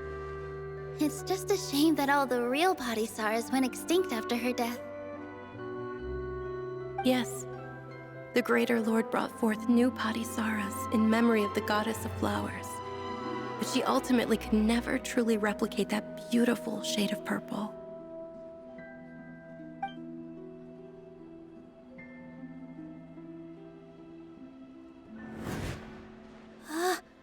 That beautiful shade of purple. Aren't these flowers real Padisaras? Just like the ones from the legend? I didn't even notice. Dunyarzad, did you find these? But didn't you just say all the real flowers went extinct after the goddess of flowers passed away? So, how? Yeah. What's going on here? Nilou, close your eyes. Huh? Imagine that the Grand Sage and his entourage are not here in front of you. You guys are acting weird. But okay, I'll try.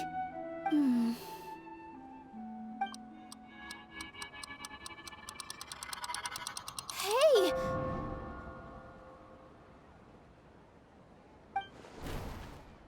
They disappeared! So Nilou's the host! What a surprise! Purple Padisaras don't exist in the real world anymore. But in Nilou's subconscious, they can appear as decorations on the stage. It's just like the example Nahida told us. People assume there will be food on a plate, and Nilou assumed there would be real Padisaras in the flower pots.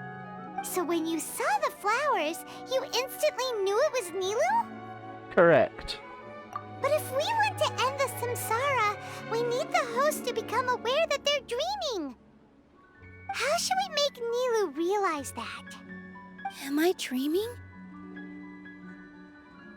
Huh? How did you come to that conclusion? So I'm right. Is this Lesser Lord Kusanali responding to our celebration of the Sabzeruz festival? Wrong guess, but you aren't completely wrong either. The point is, what made you think this is a dream? As far as you know, people in Sumeru don't dream, right? Yeah, but have you heard the tale of the first sage? To prevent a calamity, he went on a journey to find the Archon. Ooh, sounds familiar. Dunyarzad told us a story like that when we first arrived in Sumeru City. So it was about the first sage, huh? Yep, but in the part you heard, he hadn't become the first sage yet. There's more to the story. His piety and wisdom were acknowledged by the Archon, and she finally gave her blessing to him. All kinds of spectacular scenes appeared in front of the first sage. as if all the knowledge in the world was being painted onto a canvas right before him. He was captivated. After who knows how long, he mastered all the knowledge he could comprehend. Afterward, he said to the Dendro Archon, "I miss my parents, my wife, and my children. I've been away from home for far too long. They must be worried." The Dendro Archon smiled. The next second, the sage found himself lying in his bed, as if he had just woken up from a dream. His wife, lying next to him, said, "You're off to search for the Dendro Archon today, aren't you? Have a safe journey, my love." In the end, the first sage took care of many disasters in Sumeru City and founded the Academia. What a happy ending. So, the first sage was dreaming ever since the beginning of the story? He never went on his journey? Yes, but his faith and determination were conveyed to the Dendro Archon, so she blessed him in the form of a dream. Paimon understands where you're coming from now. That's a really interesting connection. But we really gotta wake up soon, like the sage in the story! Now that Nilou is aware of it, this dream should be over soon. I see. Well, it just so happens that today's Sub-Zero's festival is almost over too.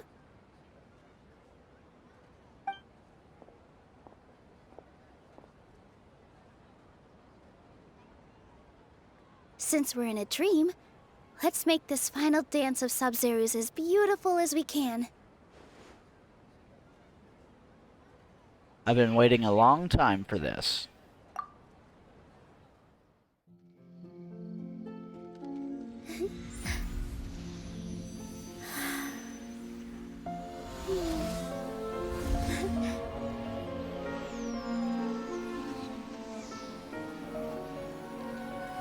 The wait is over, everyone.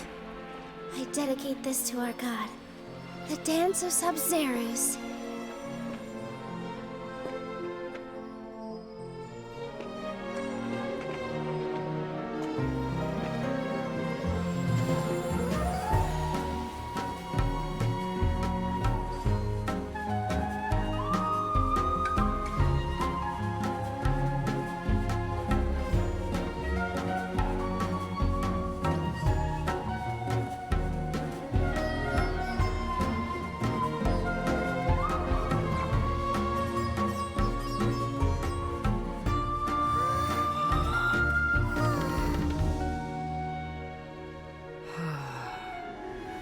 I'd be lying if I said I had no regrets. I would have loved to see Nilou's dance.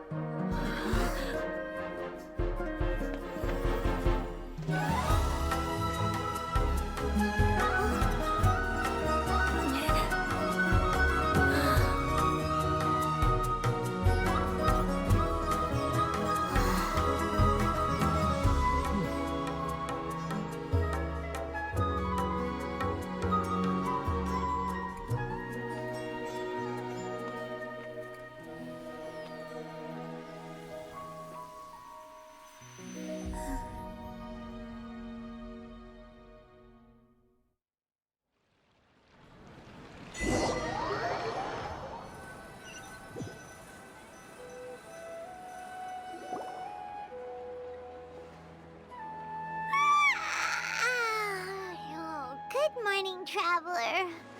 Oh, Paimon feels like she's been asleep for the longest time. Well, good morning, Paimon. Paimon's head feels super heavy. Did we oversleep? Do you even remember going to sleep last night? Paimon thinks it was after the Sub-Zero's festival. The Sub-Zero's festival! Have we finally escaped from the Sub-Zero Samsara? I remember now. Quick! Take off your Akasha terminal! At the end of the dance of the Sub-Zeros, I think I saw Quick. Let's go see Dunyazad.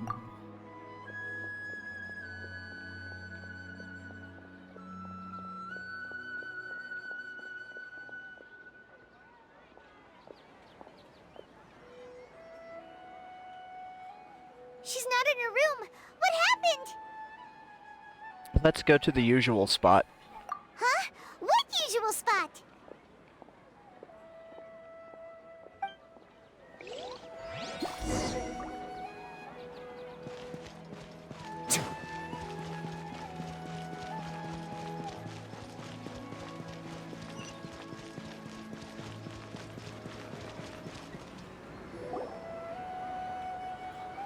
Well done, Traveler and Paimon. And thank you, Dunyarzad, for organizing the Sub-Zero's festival for me. I'm sorry, who are... Dunyarzad! You're okay! Oh, don't scare us like that!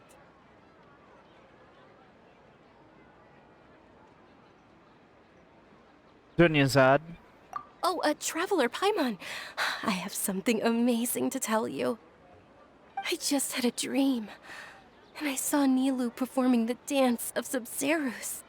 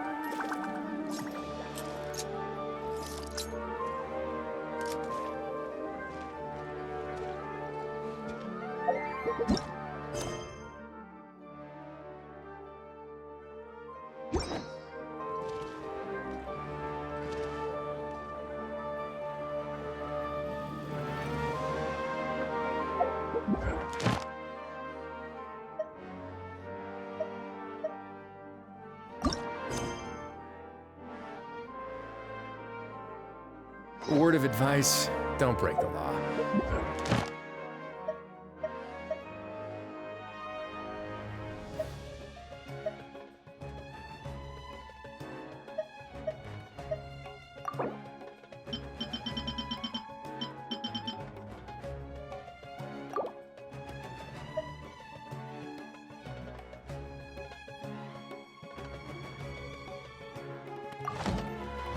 Is there anything else? Yeah, seriously, don't break the law.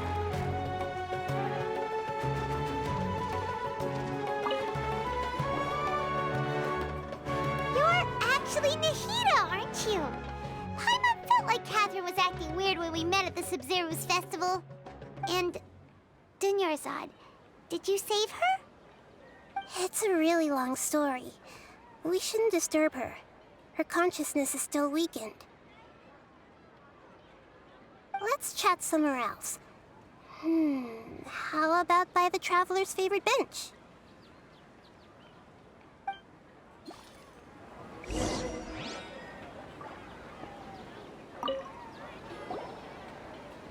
What's going on? Why are you two so excited to see me? Hasn't it only been a night? It's actually been much longer than that. Oh? Strange. Was I really asleep that long? No wonder I have such a headache.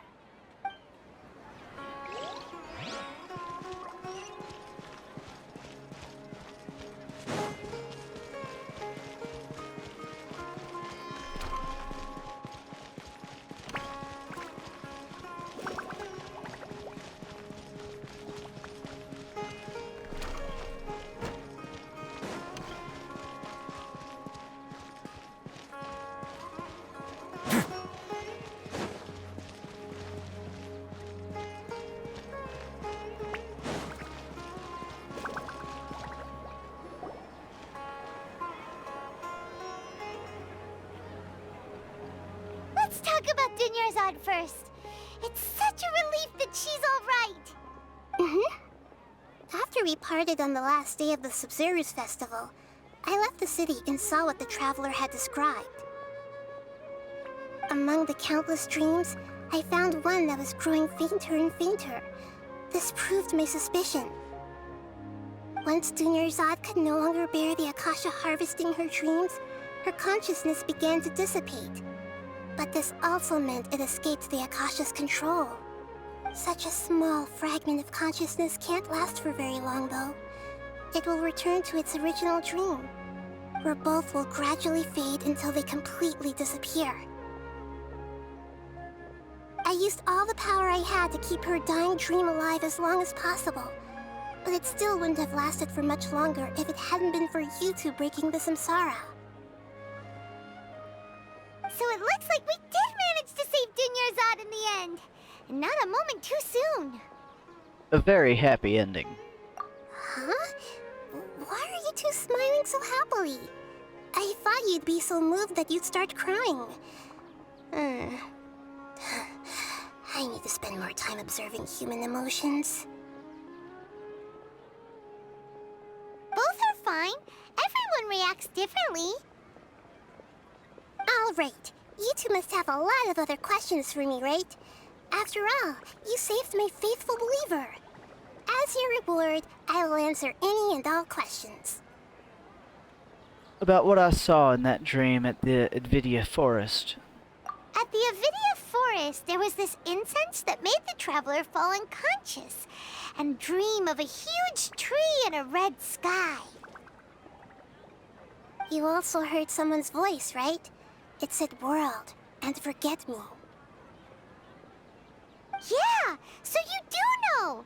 We've been wanting to ask you what that was about, and if the red sky was related to Conria.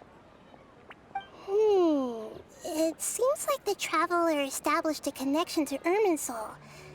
That was a message left by Greater Lord Rukkhadevata's residual consciousness in Irminsul. Perhaps her last memory before she died. As you two probably know, Greater Lord Rukkhadevata disappeared after the disaster in Conria. The timings of these events do line up, so your suspicions are reasonable. A message from Greater Lord Rukkhadevata? We thought it was from King Deshret. King Deshret? That god who died even longer ago? Some present-day desert dwellers still worship him. You probably just heard some of their conspiracies. Okay, so what does the message mean?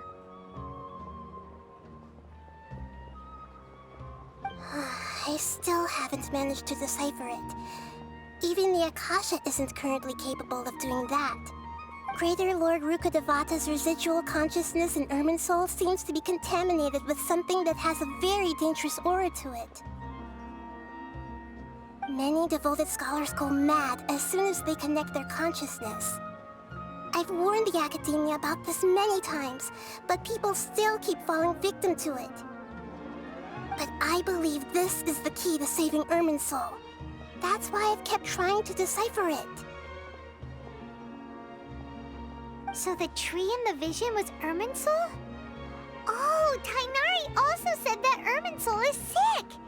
Is it because of the contaminated consciousness? But even if you can't figure out what that vision was all about, it seems like our search for you was all in vain. The Traveler wasn't affected after coming in contact with that consciousness. I've never seen anyone like that. With you here, we may have a chance at deciphering it. No, we must decipher its secrets. I've already eliminated all other factors that might affect Irminsul. This is the only one left. This puzzle has life and death at stake. It could determine Irminsul's fate, as well as Tevat's. Why do you look like Catherine? To be accurate, I'm using the Akasha as a medium to occupy Catherine's consciousness. How did you do that? Poor Catherine. Does this mean you can also occupy other people's consciousnesses? Theoretically, I can enter anyone's mind as long as they're wearing their Akasha terminal. The Akasha is the legacy of Greater Lord Rukkhadevata. As Lesser Lord Kusanali and the first Akasha terminal, my consciousness has always been linked to the Akasha. I've always respected my people's free will, so I've never actually occupied their consciousness. When necessary, I just borrow this bionic Snezhnayan puppet. Did we just learn some deep, dark secret? So Catherine is... No wonder Paimon felt something was off about her. What about your own body? Why do you need to borrow other people's? Don't you live in the sanctuary of Surasthana? That story begins a long time ago. After Greater Lord Rukkhadevata disappeared, the sages found my newly born self and took me back to Sumeru.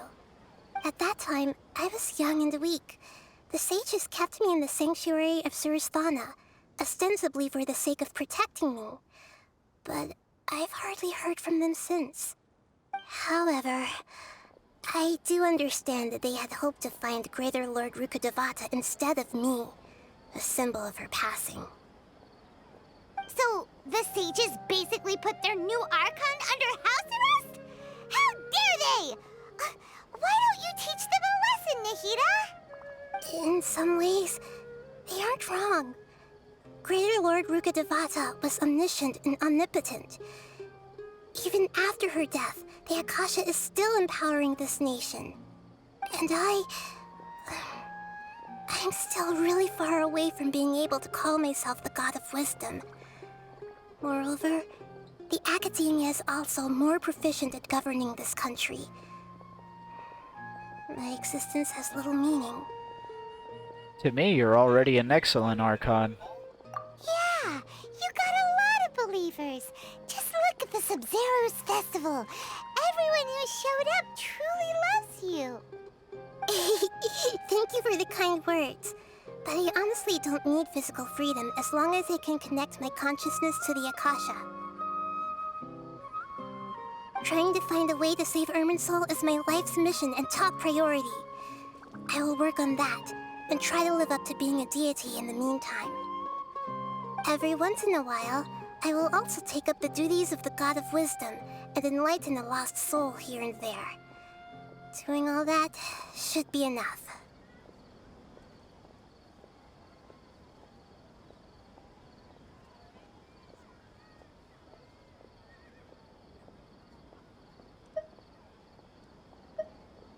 There's never been any big problems with the Academia's governance of Sumeru. This is the first time I've seen them step out of line. I wonder what caused them to go down this path, and what they hope to achieve. Even though the city's residents haven't noticed anything strange, if the Traveler hadn't broken the Sub-Zero's samsara, the situation could have become dire. I tried to do some investigating in the Akasha, but I couldn't find anything suspicious. And all the people of interest seem to purposely avoid wearing their Akasha terminals. I think they're deliberately trying to hide something. Oh, that reminds Paimon. In Gandharvaville, there was a sage who had invited Kainari to join some kind of project. Could it be related?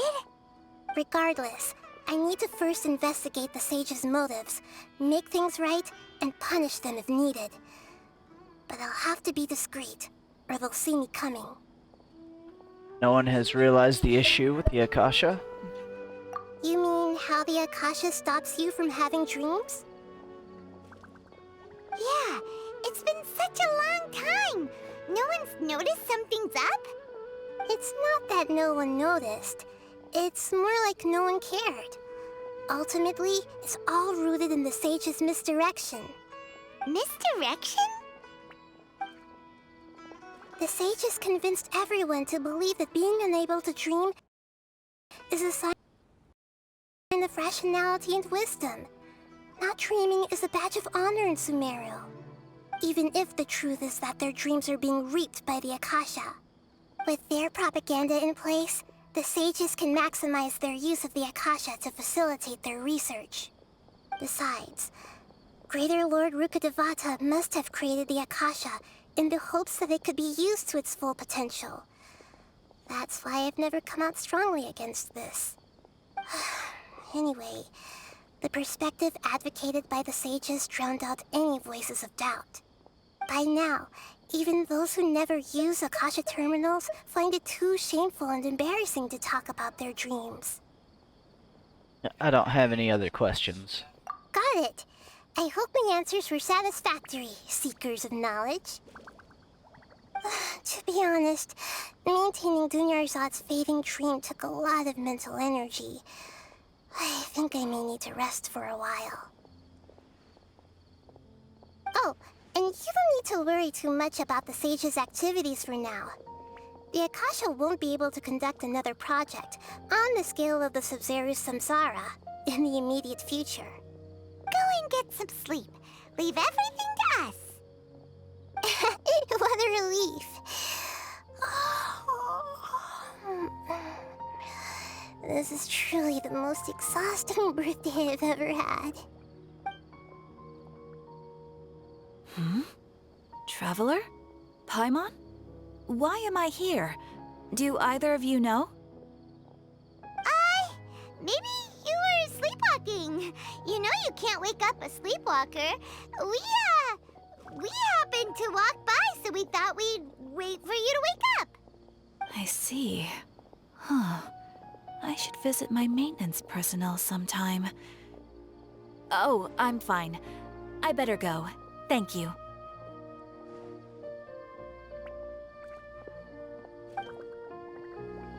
We spent quite some time in Sumeru City, but ever since we last said goodbye to Lesser Lord Kusanali, we haven't heard anything from her. Oh, we can't just keep waiting around like this. Let's go find Catherine and pick up some work so we can at least keep ourselves busy.